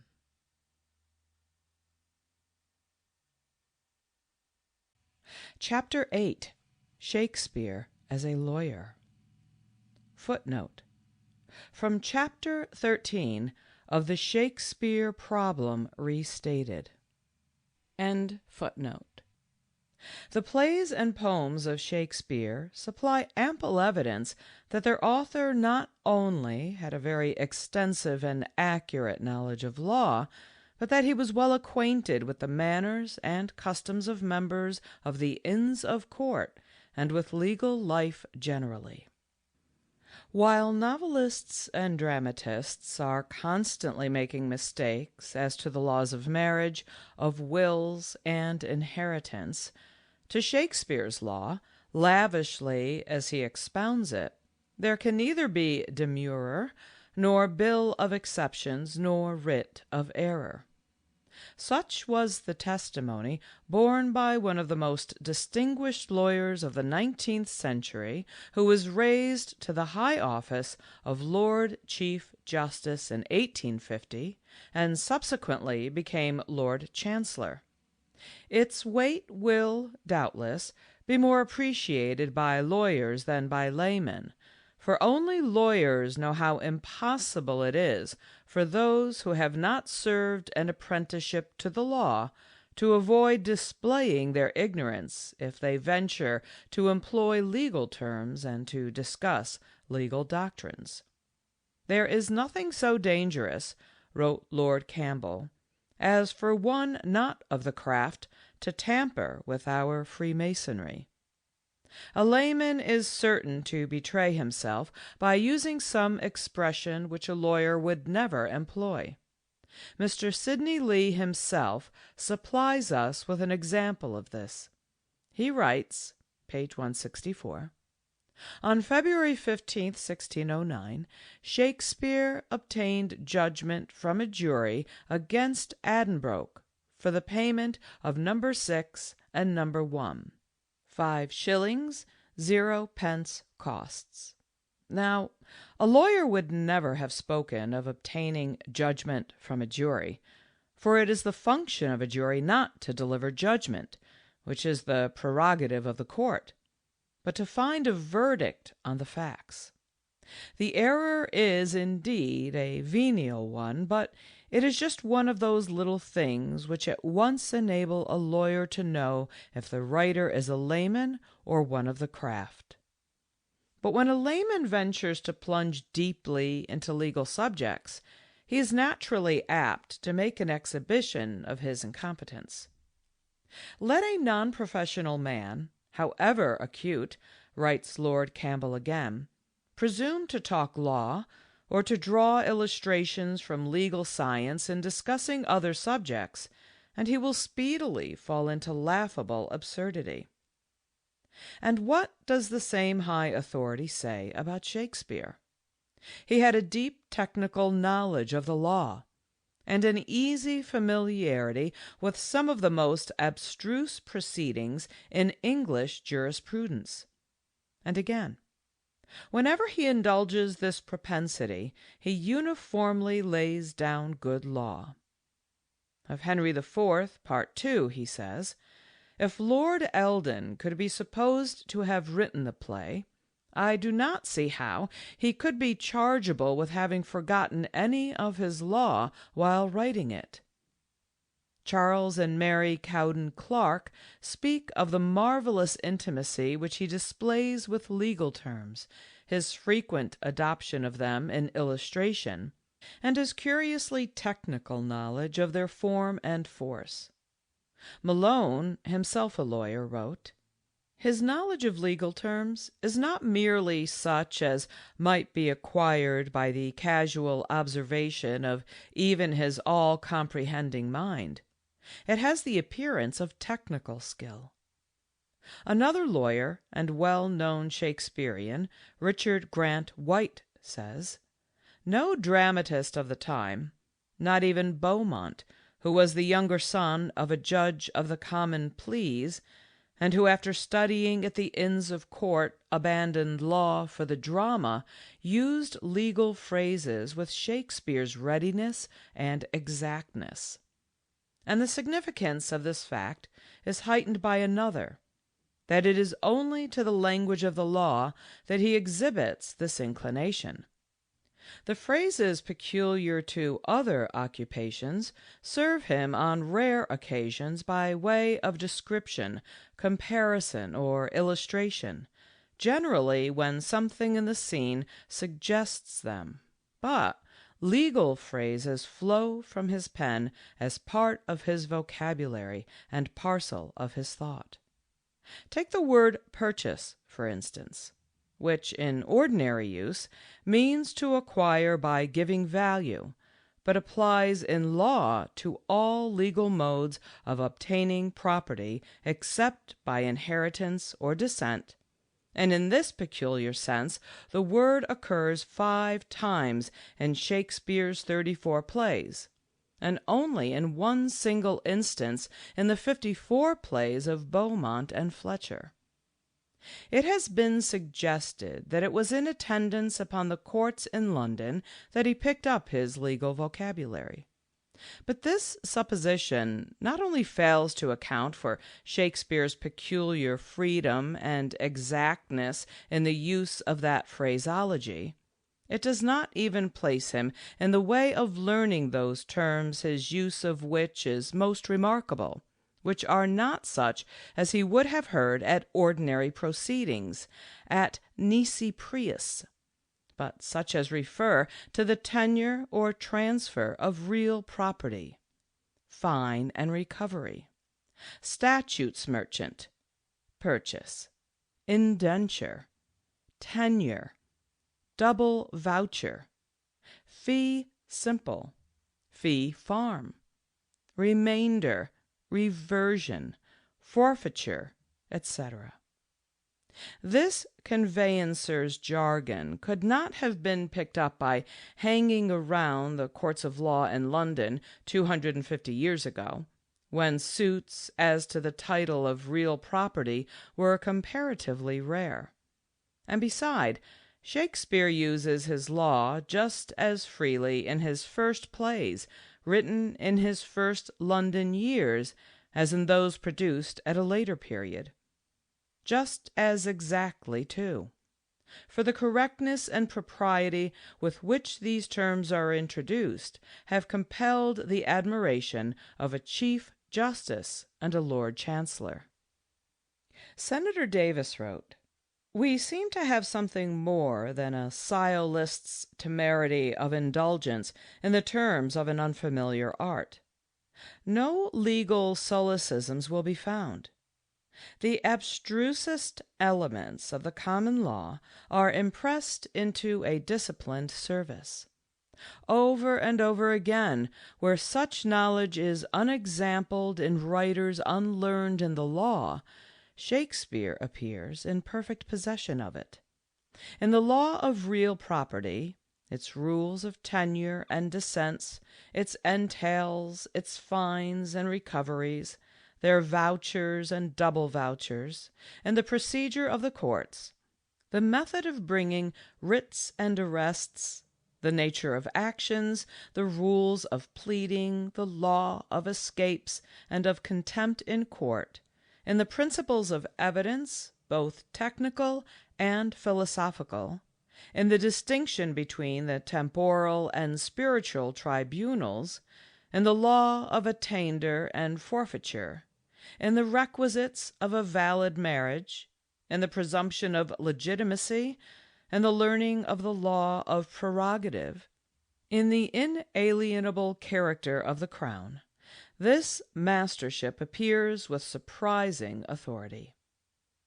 To all this testimony, and there is much more which I have not cited, may now be added that of a great lawyer of our own times, viz., Sir James Plaisted Wilde, Q.C., created a baron of the Exchequer in 1860, promoted to the post of Judge Ordinary and Judge of the Courts of Probate and Divorce in 1863, and better known to the world as Lord Penzance, to which dignity he was raised in 1869. Lord Penzance, as all lawyers know, and as the late Mr. Inderwick, K.C., has testified, was one of the first legal authorities of his day, famous for his remarkable grasp of legal principles, and endowed by nature with a remarkable facility for marshalling facts and for a clear expression of his views. Lord Penzance speaks of Shakespeare's perfect familiarity with not only the principles, axioms, and maxims, but the technicalities of English law, a knowledge so perfect and intimate that he was never incorrect and never at fault. The mode in which this knowledge was pressed into service on all occasions to express his meaning and illustrate his thoughts was quite unexampled. He seems to have had a special pleasure in his complete and ready mastership of it in all its branches. As manifested in the plays, this legal knowledge and learning had therefore a special character which places it on a wholly different footing from the rest of the multifarious knowledge which is exhibited in page after page of the plays. At every turn and point at which the author required a metaphor, simile, or illustration, his mind ever turned first to the law. He seems almost to have thought in legal phrases. The commonest of legal expressions were ever at the end of his pen in description or illustration. That he should have descanted in lawyer language when he had a forensic subject in hand, such as Shylock's bond, was to be expected, But the knowledge of law in Shakespeare was exhibited in a far different manner. It protruded itself on all occasions, appropriate or inappropriate, and mingled itself with strains of thought widely divergent from forensic subjects. Again, to acquire a perfect familiarity with legal principles and an accurate and ready use of the technical terms and phrases, not only of the conveyancer's office, but of the pleader's chambers and the courts at Westminster, nothing short of employment in some career involving constant contact with legal questions and general legal work would be requisite. But a continuous employment involves the element of time, and time was just what the manager of 2 theatres had not at his disposal.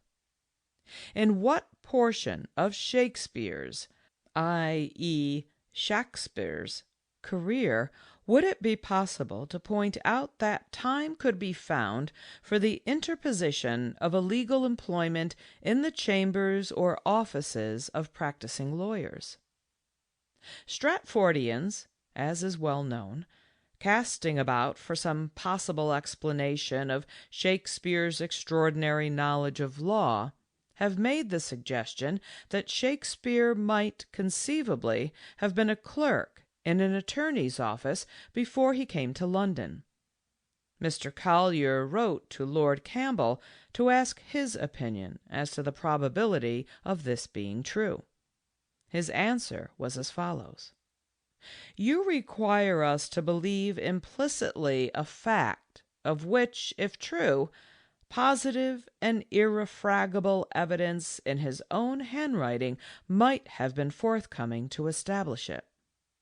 Not having been actually enrolled as an attorney, neither the records of the local court at Stratford nor of the superior courts at Westminster would present his name as being concerned in any suit as an attorney, but it might reasonably have been expected that there would be deeds or wills witnessed by him still extant, and after a very diligent search none such can be discovered." Upon this, Lord Penzance comments: "It cannot be doubted that Lord Campbell was right in this. No young man could have been at work in an attorney's office without being called upon continually to act as a witness, and in many other ways leaving traces of his work and name.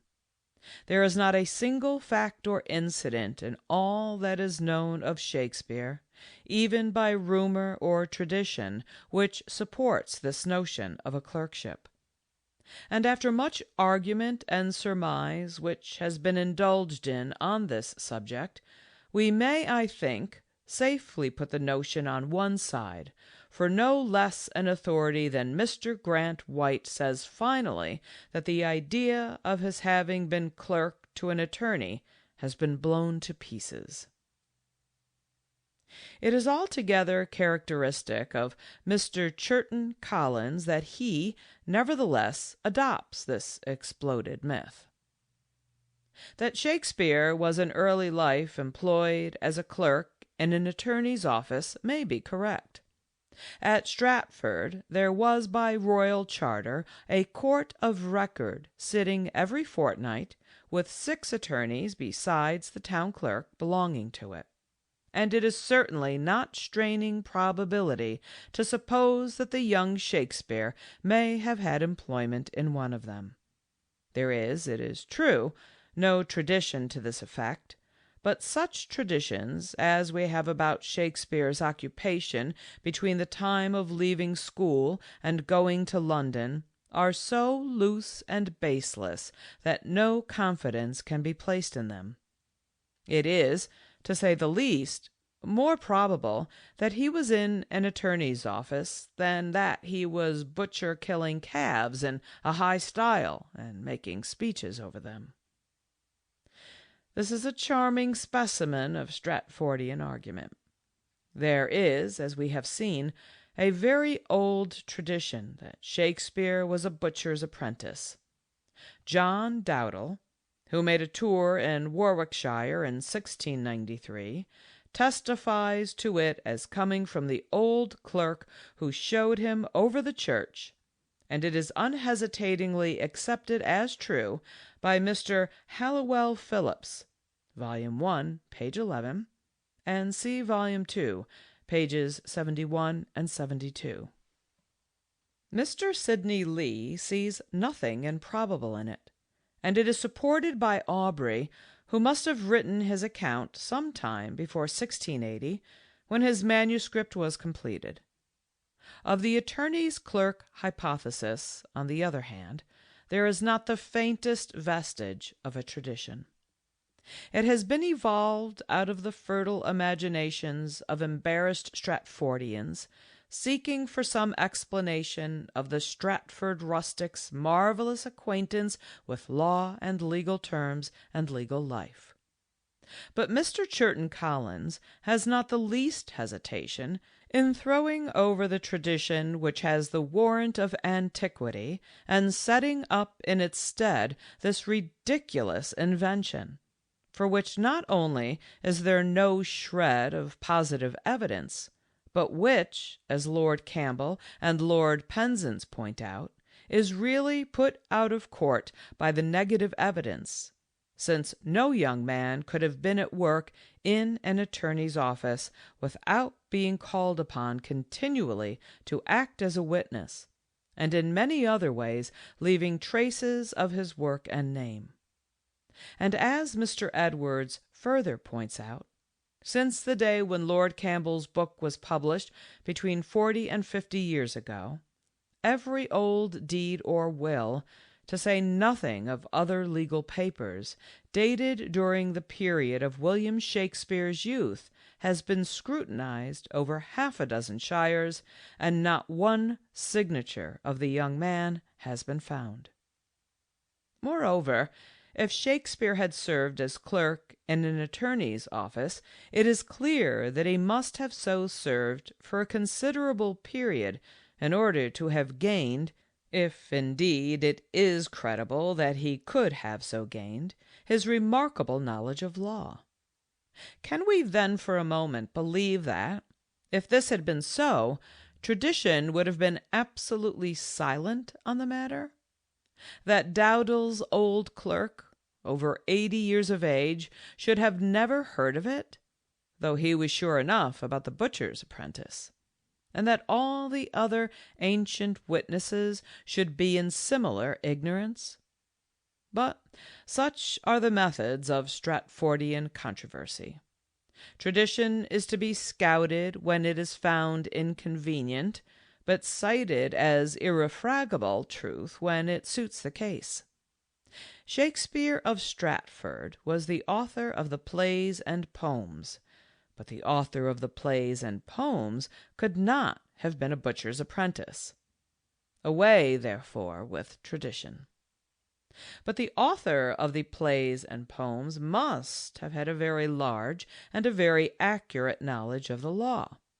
Therefore, Shakespeare of Stratford must have been an attorney's clerk.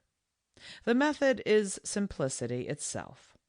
By similar reasoning, Shakespeare has been made a country schoolmaster, a soldier, a physician, a printer, and a good many other things beside, according to the inclination and the exigencies of the commentator. It would not be in the least surprising to find that he was studying Latin as a schoolmaster and law in an attorney's office at the same time. However, we must do Mr. Collins the justice of saying that he has fully recognized what is indeed tolerably obvious, that Shakespeare must have had a sound legal training. It may, of course, be urged, he writes, that Shakespeare's knowledge of medicine, and particularly that branch of it which related to morbid psychology, is equally remarkable, and that no one has ever contended that he was a physician. Here Mr. Collins is wrong. That contention has also been put forward.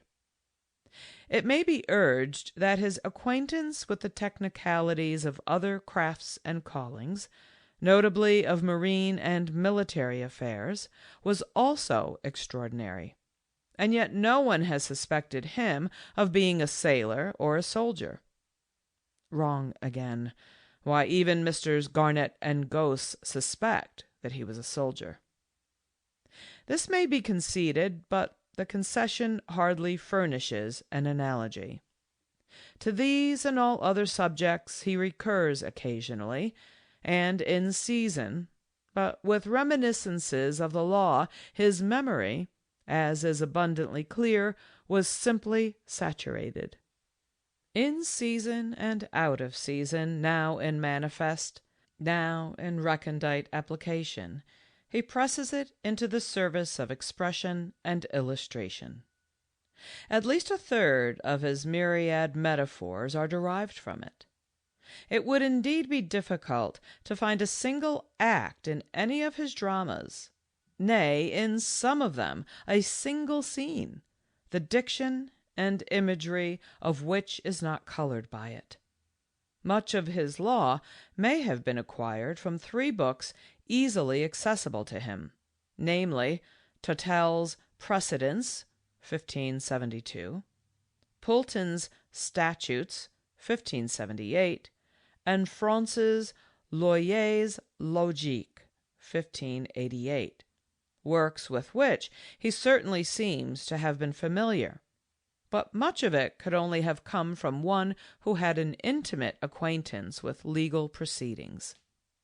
We quite agree with Mr. Castle that Shakespeare's legal knowledge is not what could have been picked up in an attorney's office, but could only have been learned by an actual attendance at the courts, at a pleader's chambers, and on circuit, or by associating intimately with members of the bench and bar. This is excellent. But what is Mr. Collins' explanation? Perhaps the simplest solution of the problem is to accept the hypothesis that in early life he was in an attorney's office, that he there contracted a love for the law which never left him, that as a young man in London he continued to study or dabble in it for his amusement, to stroll in leisure hours into the courts, and to frequent the society of lawyers. On no other supposition is it possible to explain the attraction which the law evidently had for him, and his minute and undeviating accuracy in a subject where no layman who has indulged in such copious and ostentatious display of legal technicalities has ever yet succeeded in keeping himself from tripping. A lame conclusion. No other supposition, indeed. Yes, there is another, and a very obvious supposition, namely that Shakespeare was himself a lawyer, well versed in his trade, versed in all the ways of the courts, and living in close intimacy with judges and members of the Inns of Court. One is, of course, thankful that Mr. Collins has appreciated the fact that Shakespeare must have had a sound legal training. But I may be forgiven if I do not attach quite so much importance to his pronouncements on this branch of the subject as to those of Malone, Lord Campbell, Judge Holmes, Mr. Castle, K.C., Lord Penzance, Mr. Grant White, and other lawyers who have expressed their opinion on the matter of Shakespeare's legal acquirements. Here it may, perhaps, be worth while to quote again from Lord Penzance's book as to the suggestion that Shakespeare had somehow or other managed to acquire a perfect familiarity with legal principles and an accurate and ready use of the technical terms and phrases not only of the conveyancer's office, but of the pleader's chambers and the courts at Westminster. This, as Lord Penzance points out, would require nothing short of employment in some career involving constant contact with legal questions and general legal work. But in what portion of Shakespeare's career would it be possible to point out that time could be found for the interposition of a legal employment in the chambers or offices of practicing lawyers? It is beyond doubt that at an early period he was called upon to abandon his attendance at school and assist his father, and was soon after, at the age of 16, bound apprentice to a trade. While under the obligation of this bond, he could not have pursued any other employment. Then he leaves Stratford and comes to London. He has to provide himself with the means of a livelihood, and this he did in some capacity at the theatre. No one doubts that. The holding of horses is scouted by many, and perhaps with justice, as being unlikely and certainly unproved. But whatever the nature of his employment was at the theatre, there is hardly room for the belief that it could have been other than continuous, for his progress there was so rapid. Ere long he had been taken into the company as an actor, and was soon spoken of as a Johannes factotum. His rapid accumulation of wealth speaks volumes for the constancy and activity of his services. One fails to see when there could be a break in the current of his life at this period of it, giving room or opportunity for legal or indeed any other employment. In 1589, says Knight, we have undeniable evidence that he had not only a casual engagement, was not only a salaried servant, as many players were, but was a shareholder in the company of the Queen's players, with other shareholders below him on the list. This, 1589, would be within 2 years after his arrival in London, which is placed by White and Halliwell Phillips about the year 1587. The difficulty in supposing that, starting with a state of ignorance in 1587, when he is supposed to have come to London, he was induced to enter upon a course of most extended study and mental culture, is almost insuperable.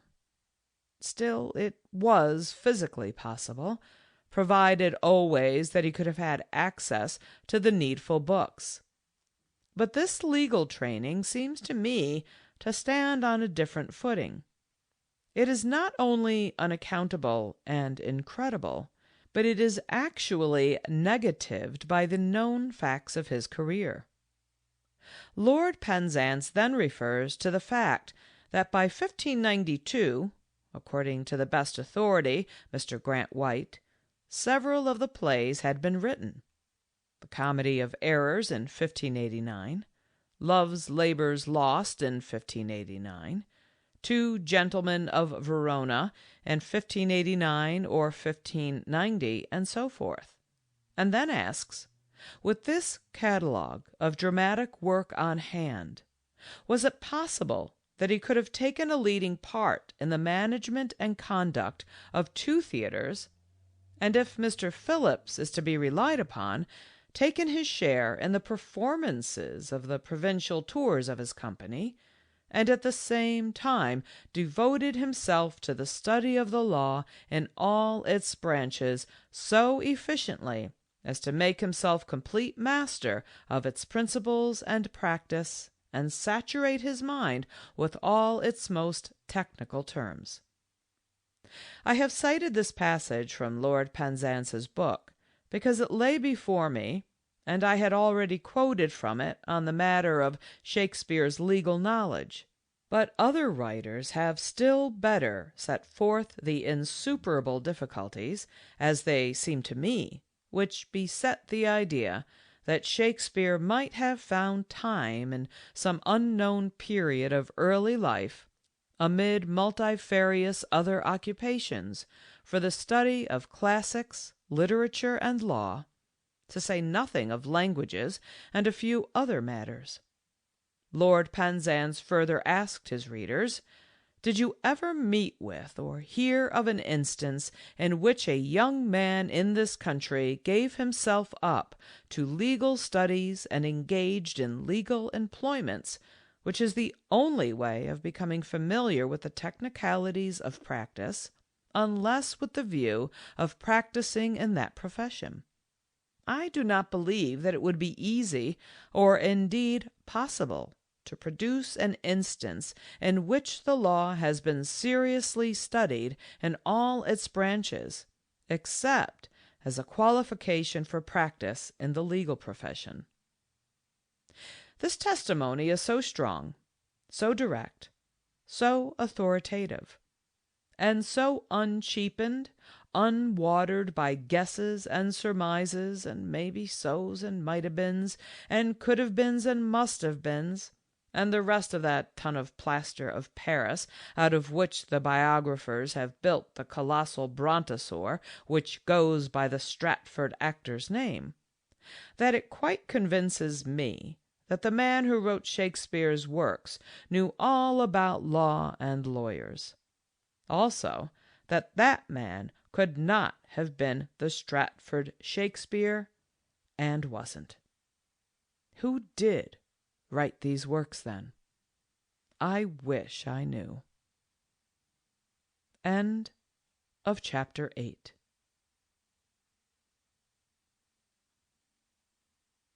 Chapters 9 and 10. Chapter 9. Did Francis Bacon write Shakespeare's works? Nobody knows. We cannot say we know a thing when that thing has not been proved. Know is too strong a word to use when the evidence is not final and absolutely conclusive. We can infer if we want to, like those slaves. No, I will not write that word. It is not kind, it is not courteous. The upholders of the Stratford Shakespeare superstition call us the hardest names they can think of, and they keep doing it all the time. Very well. If they like to descend to that level, let them do it. But I will not so undignify myself as to follow them. I cannot call them harsh names. The most I can do is to indicate them by terms reflecting my disapproval, and this without malice, without venom. To resume. What I was about to say was, those thugs have built their entire superstition upon inferences, not upon known and established facts. It is a weak method and poor, and I am glad to be able to say our side never resorts to it while there is anything else to resort to. But when we must, we must, and we have now arrived at a place of that sort. Since the Stratford Shakespeare couldn't have written the works, we infer that somebody did. Who was it then? This requires some more inferring. Ordinarily, when an unsigned poem sweeps across the continent like a tidal wave, whose roar and boom and thunder are made up of admiration, delight, and applause, a dozen obscure people rise up and claim the authorship. Why a dozen instead of only one or two? One reason is because there's a dozen that are recognizably competent to do that poem. Do you remember Beautiful Snow? Do you remember Rock Me to Sleep, Mother, Rock Me to Sleep? Do you remember Backward, turn backward, O time in thy flight, make me a child again just for tonight? I remember them very well. Their authorship was claimed by most of the grown-up people who were alive at the time, and every claimant had one plausible argument in his favor at least, to wit, he could have done the authoring, he was competent. Have the works been claimed by a dozen? They haven't. There was good reason. The world knows there was but one man on the planet at the time who was competent, not a dozen and not two. A long time ago, the dwellers in a far country used now and then to find a procession of prodigious footprints stretching across the plain. Footprints that were 3 miles apart, each footprint 1/3 of a mile long and a furlong deep, and with forests and villages mashed to mush in it. Was there any doubt as to who had made that mighty trail? Were there a dozen claimants? Were there 2? No. The people knew who it was that had been along there. There was only one Hercules. There has been only one Shakespeare. There couldn't be 2. Certainly there couldn't be 2 at the same time. It takes ages to bring forth a Shakespeare, and some more ages to match him. This one was not matched before his time, nor during his time, and hasn't been matched since. The prospect of matching him in our time is not bright. The Baconians claim that the Stratford Shakespeare was not qualified to write the works, and that Francis Bacon was. They claim that Bacon possessed the stupendous equipment, both natural and acquired, for the miracle, and that no other Englishman of his day possessed the like, or indeed anything closely approaching it. Macaulay, in his essay, has much to say about the splendor and horizonless magnitude of that equipment. Also, he has synopsized Bacon's history, a thing which cannot be done for the Stratford Shakespeare, for he hasn't any history to synopsize. Bacon's history is open to the world, from his boyhood to his death in old age, a history consisting of known facts, displayed in minute and multitudinous detail, facts, not guesses and conjectures and might-have-beens. Whereby it appears that he was born of a race of statesmen, and had a Lord Chancellor for his father, and a mother who was distinguished both as a linguist and a theologian. She corresponded in Greek with Bishop Jewell, and translated his Apologia from the Latin so correctly that neither he nor Archbishop Parker could suggest a single alteration. It is the atmosphere we are reared in that determines how our inclinations and aspirations shall tend. The atmosphere furnished by the parents to the son in this present case was an atmosphere saturated with learning, with thinkings and ponderings upon deep subjects, and with polite culture. It had its natural effect. Shakespeare of Stratford was reared in a house which had no use for books, since its owners, his parents, were without education. This may have had an effect upon the son, but we do not know, because we have no history of him of an informing sort. There were but few books anywhere in that day, and only the well-to-do and highly educated possessed them, they being almost confined to the dead languages. All the valuable books then extant in all the vernacular dialects of Europe would hardly have filled a single shelf. Imagine that.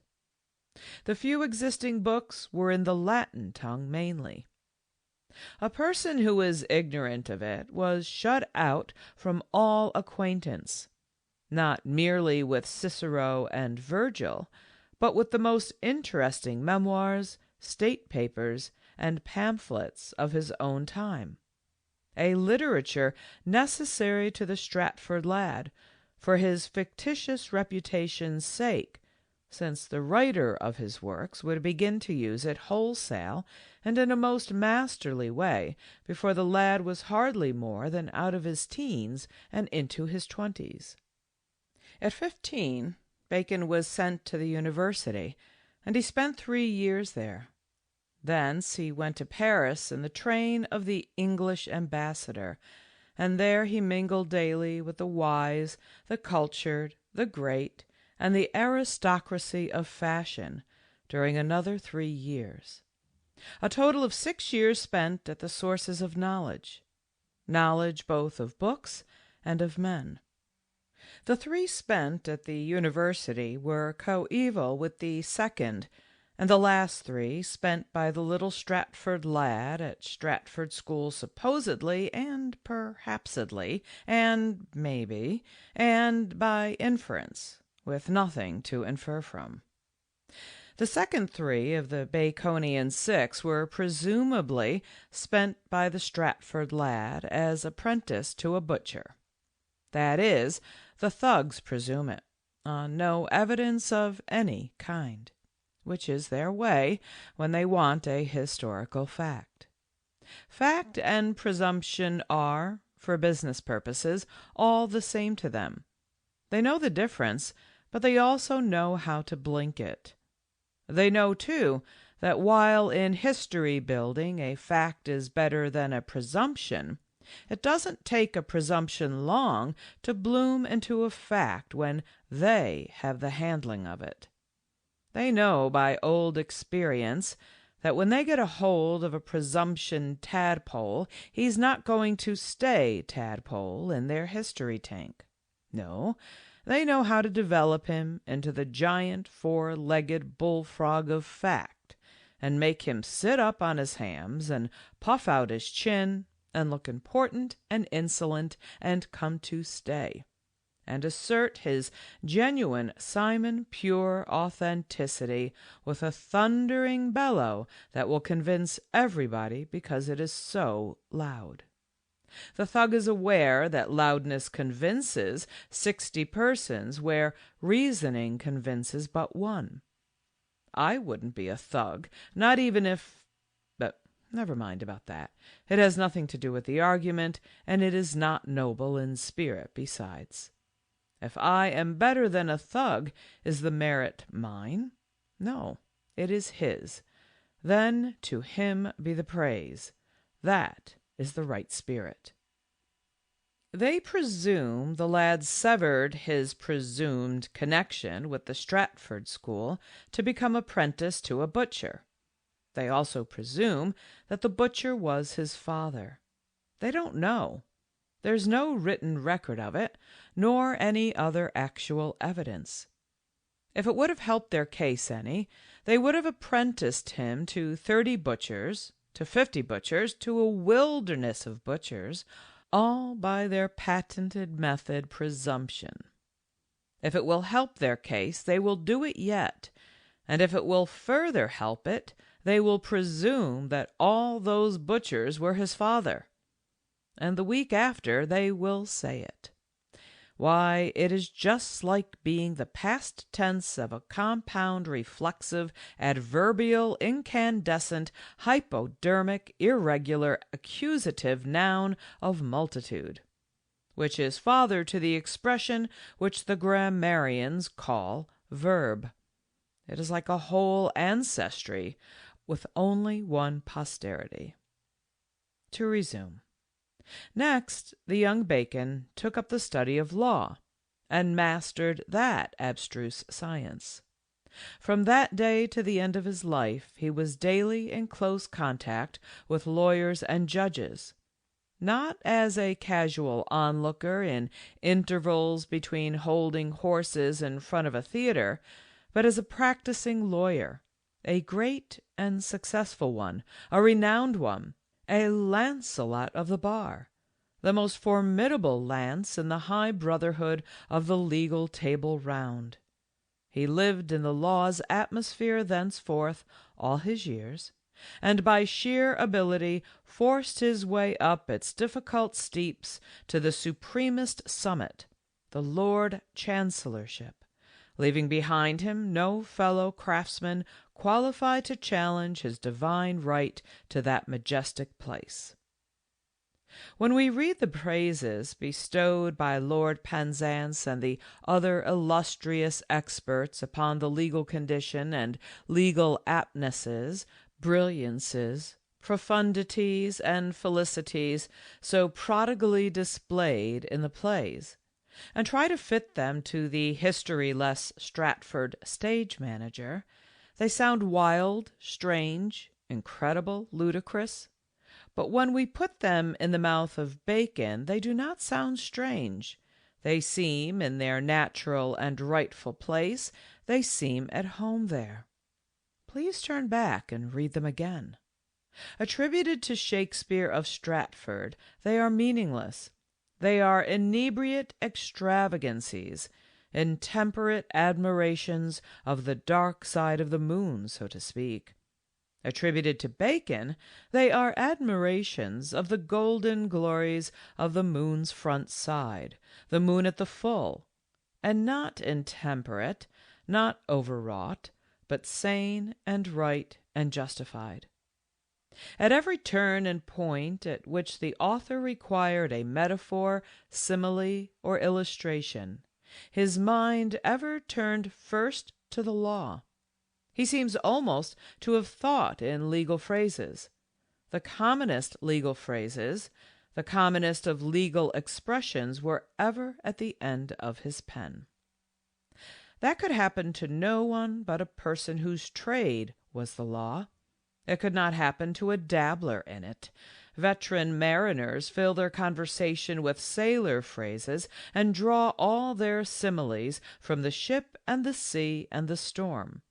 But no mere passenger ever does it, be he of Stratford or elsewhere, or could do it with anything resembling accuracy, if he were hardy enough to try.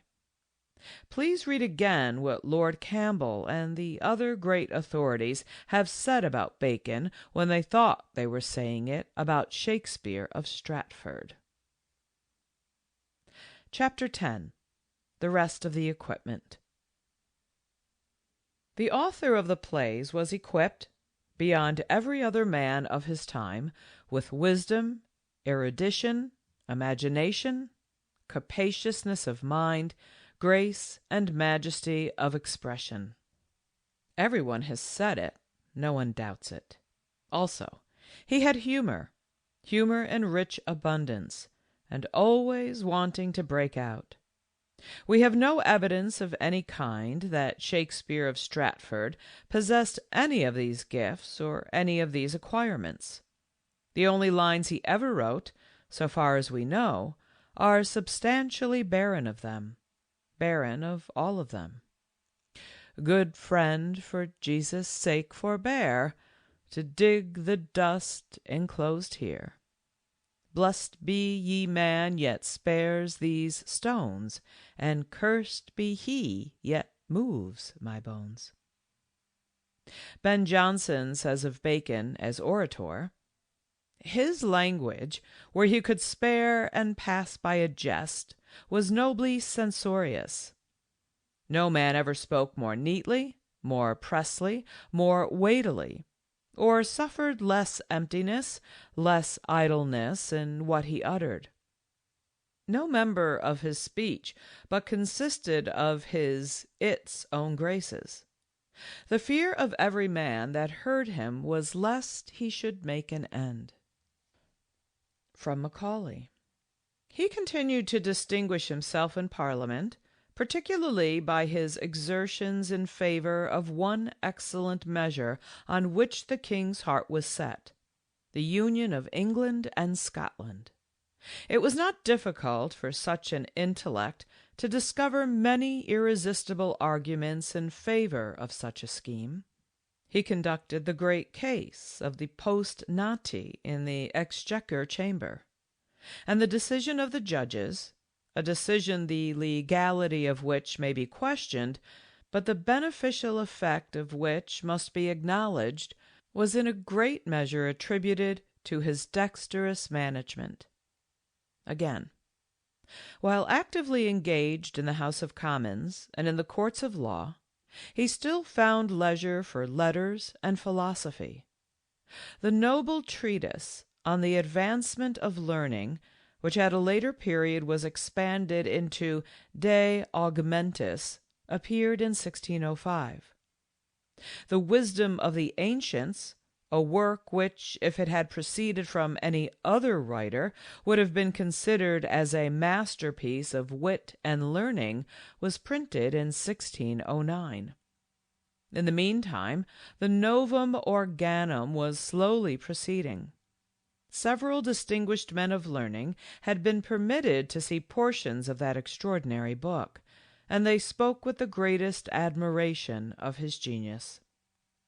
Even Sir Thomas Bodley, after perusing the Cogitata et Visa, one of the most precious of those scattered leaves out of which the great oracular volume was afterward made up, acknowledged that in all proposals and plots in that book Bacon showed himself a master workman, and that it could not be gainsaid but all the treatise over did abound with choice conceits of the present state of learning, and with worthy contemplations of the means to procure it. In 1612 a new edition of the Essays appeared, with additions surpassing the original collection both in bulk and quality. Nor did these pursuits distract Bacon's attention from a work the most arduous, the most glorious, and the most useful that even his mighty powers could have achieved, the reducing and recompiling, to use his own phrase, of the laws of England.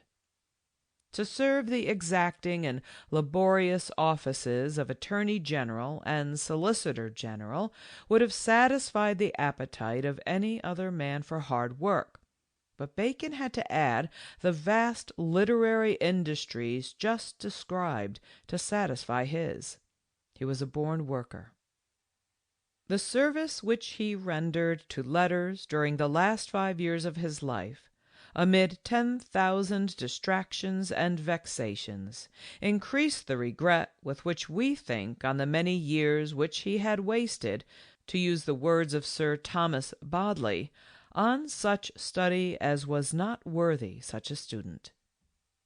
He commenced a digest of the laws of England, a history of England under the princes of the House of Tudor, a body of national history, a philosophical romance.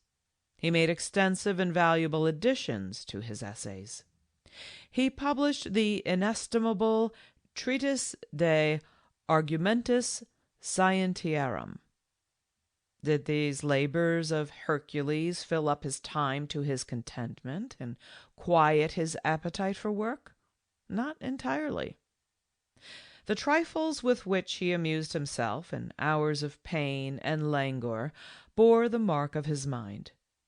The best jest book in the world is that which he dictated from memory, without referring to any book, on a day on which illness had rendered him incapable of serious study. Here are some scattered remarks from Macaulay, which throw light upon Bacon and seem to indicate, and maybe demonstrate, that he was competent to write the plays and poems. With great minuteness of observation, he had an amplitude of comprehension such as has never yet been vouchsafed to any other human being. The essays contain abundant proofs that no nice feature of character, no peculiarity in the ordering of a house, a garden, or a court masque, could escape the notice of one whose mind was capable of taking in the whole world of knowledge. His understanding resembled the tent which the fairy Paribanu gave to Prince Ahmed. Fold it, and it seemed a toy for the hand of a lady. Spread it, and the armies of powerful sultans might repose beneath its shade.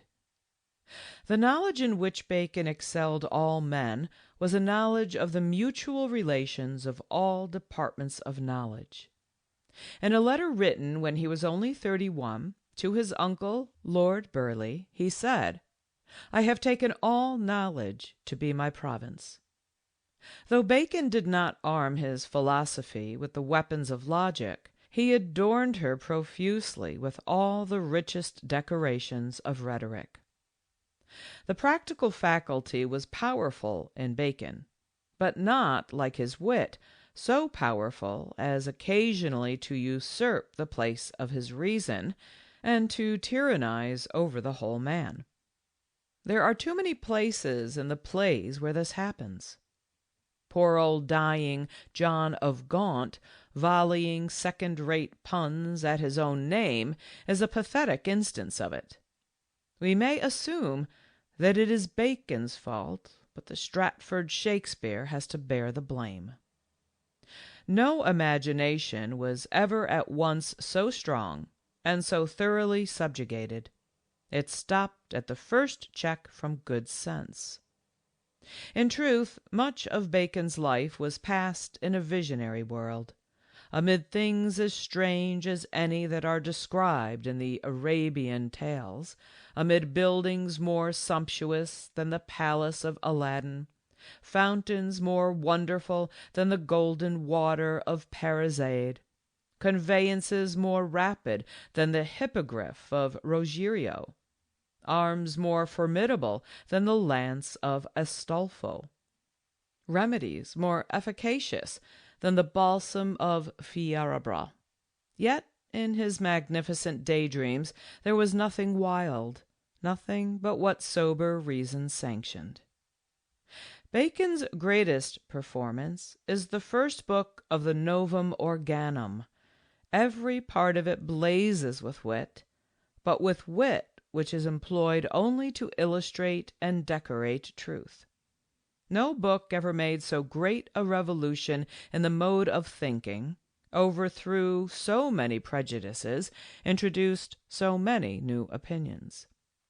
But what we most admire is the vast capacity of the intellect which, without effort, takes in at once all the domains of science, all the past, the present, and the future, all the errors of 2,000 years, all the encouraging signs of the passing times, all the bright hopes of the coming age. He had a wonderful talent for packing thought close and rendering it portable. His eloquence would alone have entitled him to a high rank in literature. It is evident that he had each and every one of the mental gifts and each and every one of the acquirements that are so prodigally displayed in the plays and poems, and in much higher and richer degree than any other man of his time or of any previous time. He was a genius without a mate, a prodigy not mateable. There was only one of him. The planet could not produce two of him at one birth, nor in one age. He could have written anything that is in the plays and poems. He could have written this: the cloud-capped towers, the gorgeous palaces, the solemn temples, the great globe itself, yea, all which it inherit shall dissolve, and, like an insubstantial pageant faded, leave not a rack behind. We are such stuff as dreams are made on, and our little life is rounded with a sleep. Also, he could have written this, but he refrained. Good friend, for Jesus' sake forbear to dig the dust enclosed here. Blessed be ye man yet spares these stones, and cursed be ye yet moves my bones. When a person reads the noble verses about the cloud-capped towers, he ought not to follow it immediately with good friend for Jesus' sake forbear, because he will find the transition from great poetry to poor prose too violent for comfort. It will give him a shock. You will never notice how commonplace and unpoetic gravel is until you bite into a layer of it in a pie. End of chapters 9 and 10.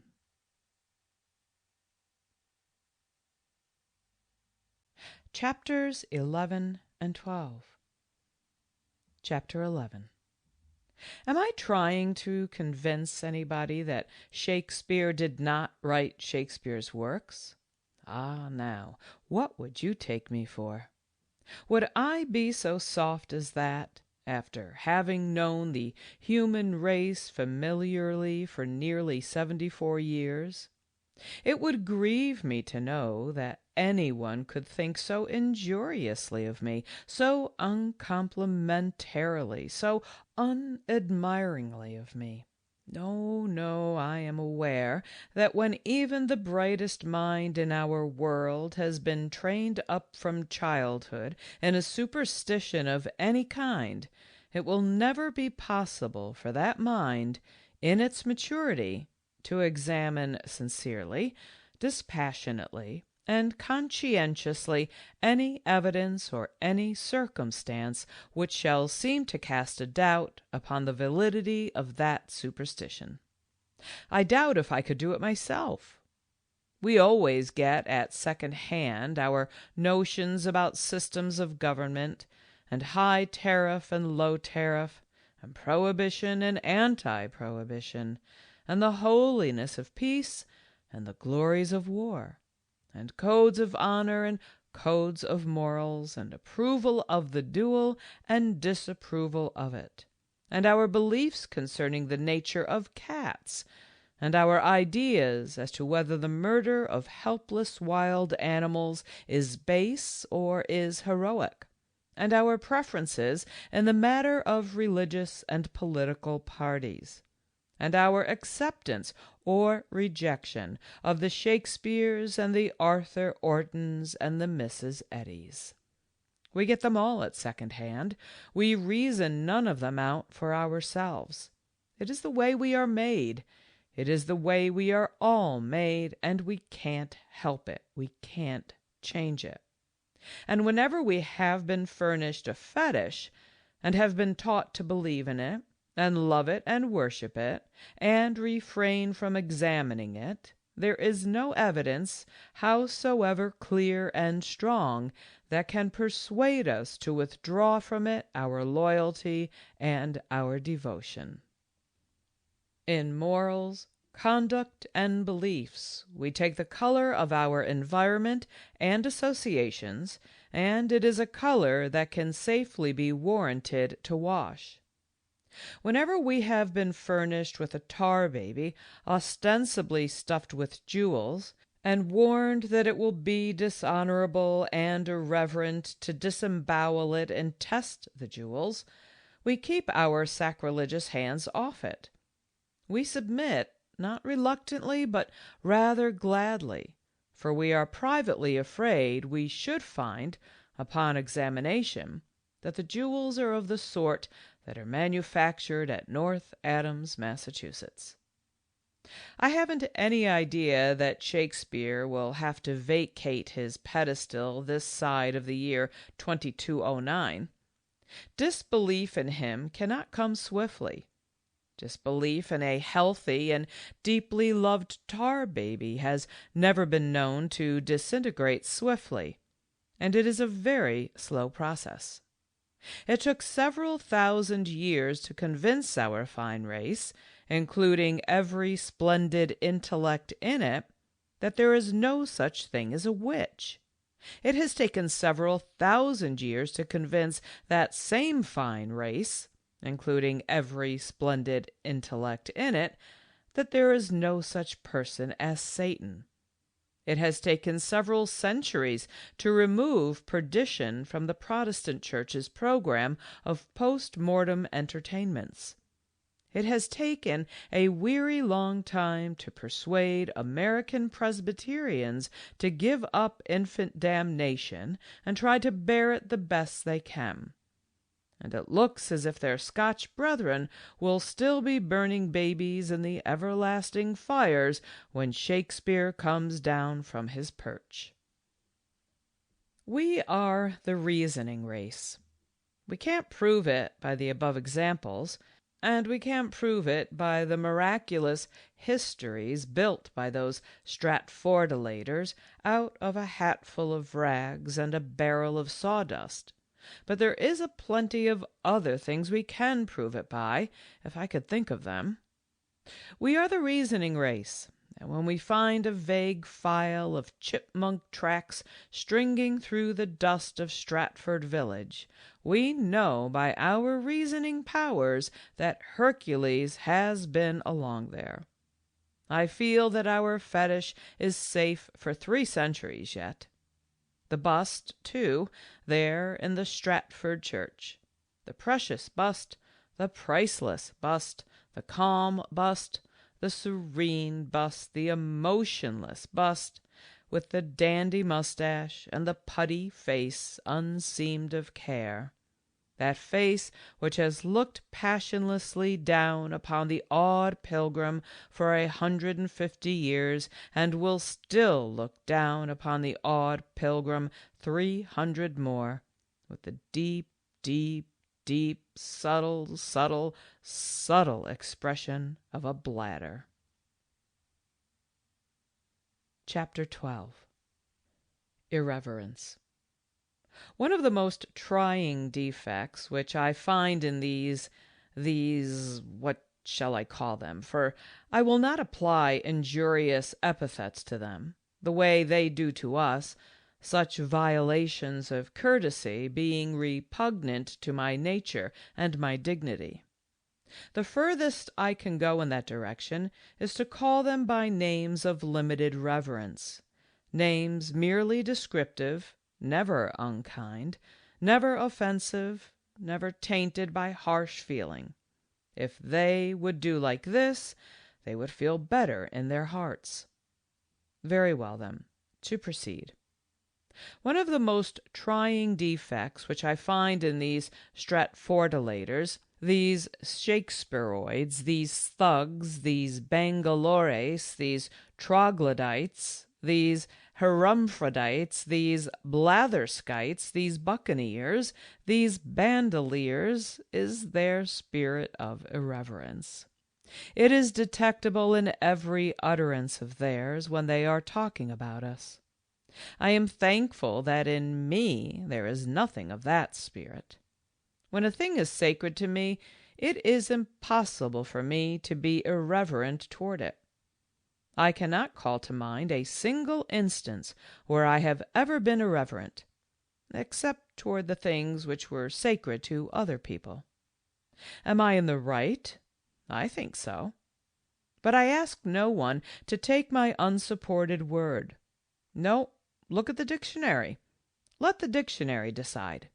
Here is the definition. Irreverence: the quality or condition of irreverence toward God and sacred things. What does the Hindu say? He says it is correct. He says irreverence is lack of respect for Vishnu and Brahma and Krishna and his other gods, and for his sacred cattle, and for his temples and the things within them. He endorses the definition, you see. And there are 300 million Hindus or their equivalents back of him. The dictionary had the acute idea that by using the capital G, it could restrict irreverence to lack of reverence for our deity and our sacred things. But that ingenious and rather sly idea miscarried. For by the simple process of spelling his deities with capitals, the Hindu confiscates the definition and restricts it to his own sex, thus making it clearly compulsory upon us to revere his gods and his sacred things and nobody else's. We can't say a word, for he has our own dictionary at his back, and its decision is final. This law, reduced to its simplest terms, is this. 1. Whatever is sacred to the Christian must be held in reverence by everybody else. 2. Whatever is sacred to the Hindu must be held in reverence by everybody else. 3. Therefore, by consequence, logically and indisputably, whatever is sacred to me must be held in reverence by everybody else. Now then, What aggravates me is that these troglodytes and Muscovites and bandoliers and buccaneers are also trying to crowd in and share the benefit of the law, and compel everybody to revere their Shakespeare and hold him sacred. We can't have that. There's enough of us already. If you go on widening and spreading and inflating the privilege, it will presently come to be conceded that each man's sacred things are the only ones, and the rest of the human race will have to be humbly reverent toward them or suffer for it. That can surely happen, and when it happens, the word irreverence will be regarded as the most meaningless and foolish and self-conceited and insolent and impudent and dictatorial word in the language.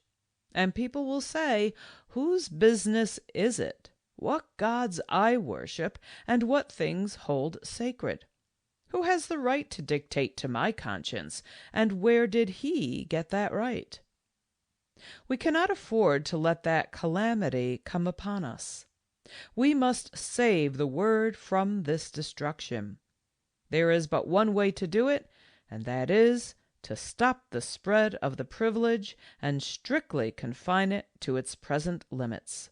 That is, to all the Christian sects, to all the Hindu sects, and me. We do not need any more. The stock is watered enough just as it is. It would be better if the privilege were limited to me alone. I think so because I am the only sect that knows how to employ it gently, kindly, charitably, dispassionately. The other sects lack the quality of self-restraint. The Catholic Church says the most irreverent things about matters which are sacred to the Protestants, and the Protestant Church retorts in kind about the confessional and other matters which Catholics hold sacred. Then both of these irreverencers turn upon Thomas Paine and charge him with irreverence. This is all unfortunate because it makes it difficult for students equipped with only a low grade of mentality to find out what irreverence really is. It will surely be much better all around if the privilege of regulating the irreverent and keeping them in order shall eventually be withdrawn from all the sects but me. Then there will be no more quarreling, no more bandying of disrespectful epithets, no more heartburnings. There will then be nothing sacred involved in this Bacon-Shakespeare controversy except what is sacred to me. That will simplify the whole matter, and trouble will cease. There will be irreverence no longer, because I will not allow it. The first time those criminals charged me with irreverence for calling their Stratford myth and Arthur, Orton, Mary Baker, Thompson, Eddy, Louis the 17th, veiled prophet of Chorasan, will be the last. Taught by the methods found effective in extinguishing earlier offenders by the Inquisition of holy memory, I shall know how to quiet them. End of chapters 11 and 12. Chapter 13. Isn't it odd when you think of it, that you may list all the celebrated Englishmen, Irishmen, and Scotchmen of modern times, clear back to the first Tudors, a list containing 500 names, shall we say? And you can go to the histories, biographies, and cyclopedias and learn the particulars of the lives of every one of them. Every one of them except one, the most famous, the most renowned, by far the most illustrious of them all, Shakespeare.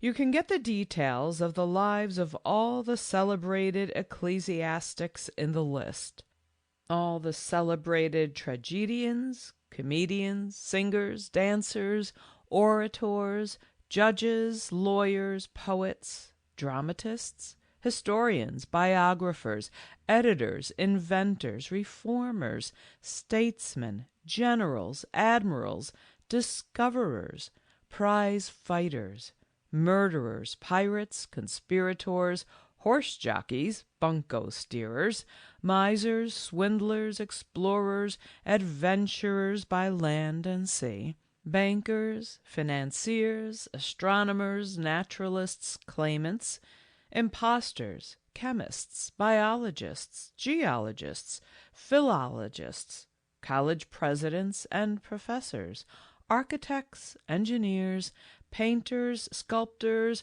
politicians, agitators, rebels, revolutionists, patriots, demagogues, clowns, cooks, freaks, philosophers, burglars, highwaymen, journalists, physicians, surgeons.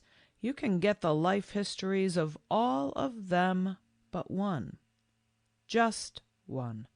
The most extraordinary and the most celebrated of them all, Shakespeare. You may add to the list the 1,000 celebrated persons furnished by the rest of Christendom in the past 4 centuries, and you can find out the life histories of all those people too. You will then have listed 1,500 celebrities, and you can trace the authentic life histories of the whole of them, save one, far and away the most colossal prodigy of the entire accumulation, Shakespeare. About him you can find out nothing. Nothing of even the slightest importance. Nothing worth the trouble of stowing away in your memory. Nothing that even remotely indicates that he was ever anything more than a distinctly commonplace person, a manager, an actor of inferior grade, a small trader in a small village that did not regard him as a person of any consequence, and had forgotten all about him before he was fairly cold in his grave. We can go to the records and find out the life history of every renowned racehorse of modern times, but not Shakespeare's. There are many reasons why, and they have been furnished in cartloads of guess and conjecture by those troglodytes. But there is one that is worth all the rest of the reasons put together, and is abundantly sufficient all by itself. He hadn't any history to record. There is no way of getting around that deadly fact, and no sane way has yet been discovered of getting around its formidable significance. Its quite plain significance, to any but those thugs, I do not use the term unkindly, is that Shakespeare had no prominence while he lived, and none until after he had been dead 2 or 3 generations. The plays enjoyed high fame from the beginning, and if he wrote them, it seems a pity the world did not find it out. He ought to have explained that he was the author, and not merely a nom de plume for another man to hide behind. If he had been less intemperately solicitous about his bones, and more solicitous about his works, it would have been better for his good name and a kindness to us. The bones were not important. They will moulder away, they will turn to dust, but the works will endure until the last sun goes down. Mark Twain. P.S. March 25th. About 2 months ago, I was illuminating this autobiography with some notions of mine concerning the Bacon-Shakespeare controversy, and I then took occasion to air the opinion that the Stratford Shakespeare was a person of no public consequence or celebrity during his lifetime, but was utterly obscure and unimportant. And not only in great London, but also in the little village where he was born, where he lived a quarter of a century, and where he died and was buried. I argued that if he had been a person of any note at all, aged villagers would have had much to tell about him many and many a year after his death, instead of being unable to furnish inquirers a single fact connected with him. I believed, and I still believe, that if he had been famous, his notoriety would have lasted as long as mine has lasted in my native village out in Missouri. It is a good argument, a prodigiously strong one, and a most formidable one for even the most gifted and ingenious and plausible Stratfordilator to get around or explain away. Today a Hannibal Courier Post of recent date has reached me, with an article in it which reinforces my contention that a really celebrated person cannot be forgotten in his village in the short space of 60 years. I will make an extract from it. Hannibal, as a city, may have many sins to answer for, but ingratitude is not one of them, or reverence for the great men she has produced. And as the years go by, her greatest son, Mark Twain, or S.L. Clemens, as a few of the unlettered call him, grows in the estimation and regard of the residents of the town he made famous and the town that made him famous. His name is associated with every old building that is torn down to make way for the modern structures demanded by a rapidly growing city, and with every hill or cave over or through which he might by any possibility have roamed, while the many points of interest which he wove into his stories, such as Holiday Hill, Jackson's Island, or Mark Twain Cave, are now monuments to his genius. Hannibal is glad of any opportunity to do him honor as he has honored her. So it has happened that the old-timers who went to school with Mark, or were with him on some of his usual escapades, have been honored with large audiences whenever they were in a reminiscent mood and condescended to tell of their intimacy with the ordinary boy who came to be a very extraordinary humorist, and whose every boyish act is now seen to have been indicative of what was to come. Like Aunt Becky and Mrs. Clemens, they can now see that Mark was hardly appreciated when he lived here, and that the things he did as a boy and was whipped for doing were not all bad after all. So they have been in no hesitancy about drawing out the bad things he did as well as the good in their efforts to get a Mark Twain story, all incidents being viewed in the light of his present fame, until the volume of Twainiana is already considerable and growing in proportion as the old-timers drop away and the stories are retold second and third hand by their descendants. With some 73 years young, and living in a villa instead of a house, he is a fair target, and let him incorporate, copyright, or patent himself as he will, there are some of his works that will go swooping up Hannibal chimneys as long as gray beards gather about the fires and begin with, "I've heard father tell," or possibly, "Once when I—" The Mrs. Clemens referred to is my mother, was my mother. And here is another extract from a Hannibal paper, of date 20 days ago. Miss Becca Blankenship died at the home of William Dickinson, 408 Rock Street, at 2:30 o'clock yesterday afternoon, aged 72 years. The deceased was a sister of Huckleberry Finn, one of the famous characters in Mark Twain's Tom Sawyer. She had been a member of the Dickinson family, the housekeeper, for nearly 45 years, and was a highly respected lady. For the past 8 years she had been an invalid, but was as well cared for by Mr. Dickinson and his family as if she had been a near relative. She was a member of the Park Methodist Church and a Christian woman. I remember her well.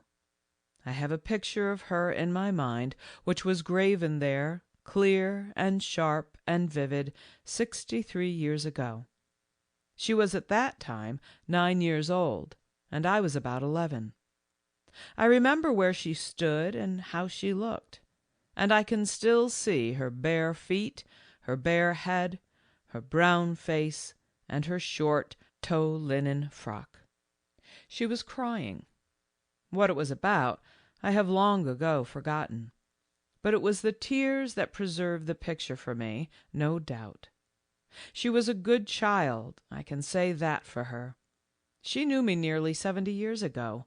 Did she forget me in the course of time? I think not. If she had lived in Stratford in Shakespeare's time, would she have forgotten him? Yes, for he was never famous during his lifetime. He was utterly obscure in Stratford, and there wouldn't be any occasion to remember him after he had been dead a week.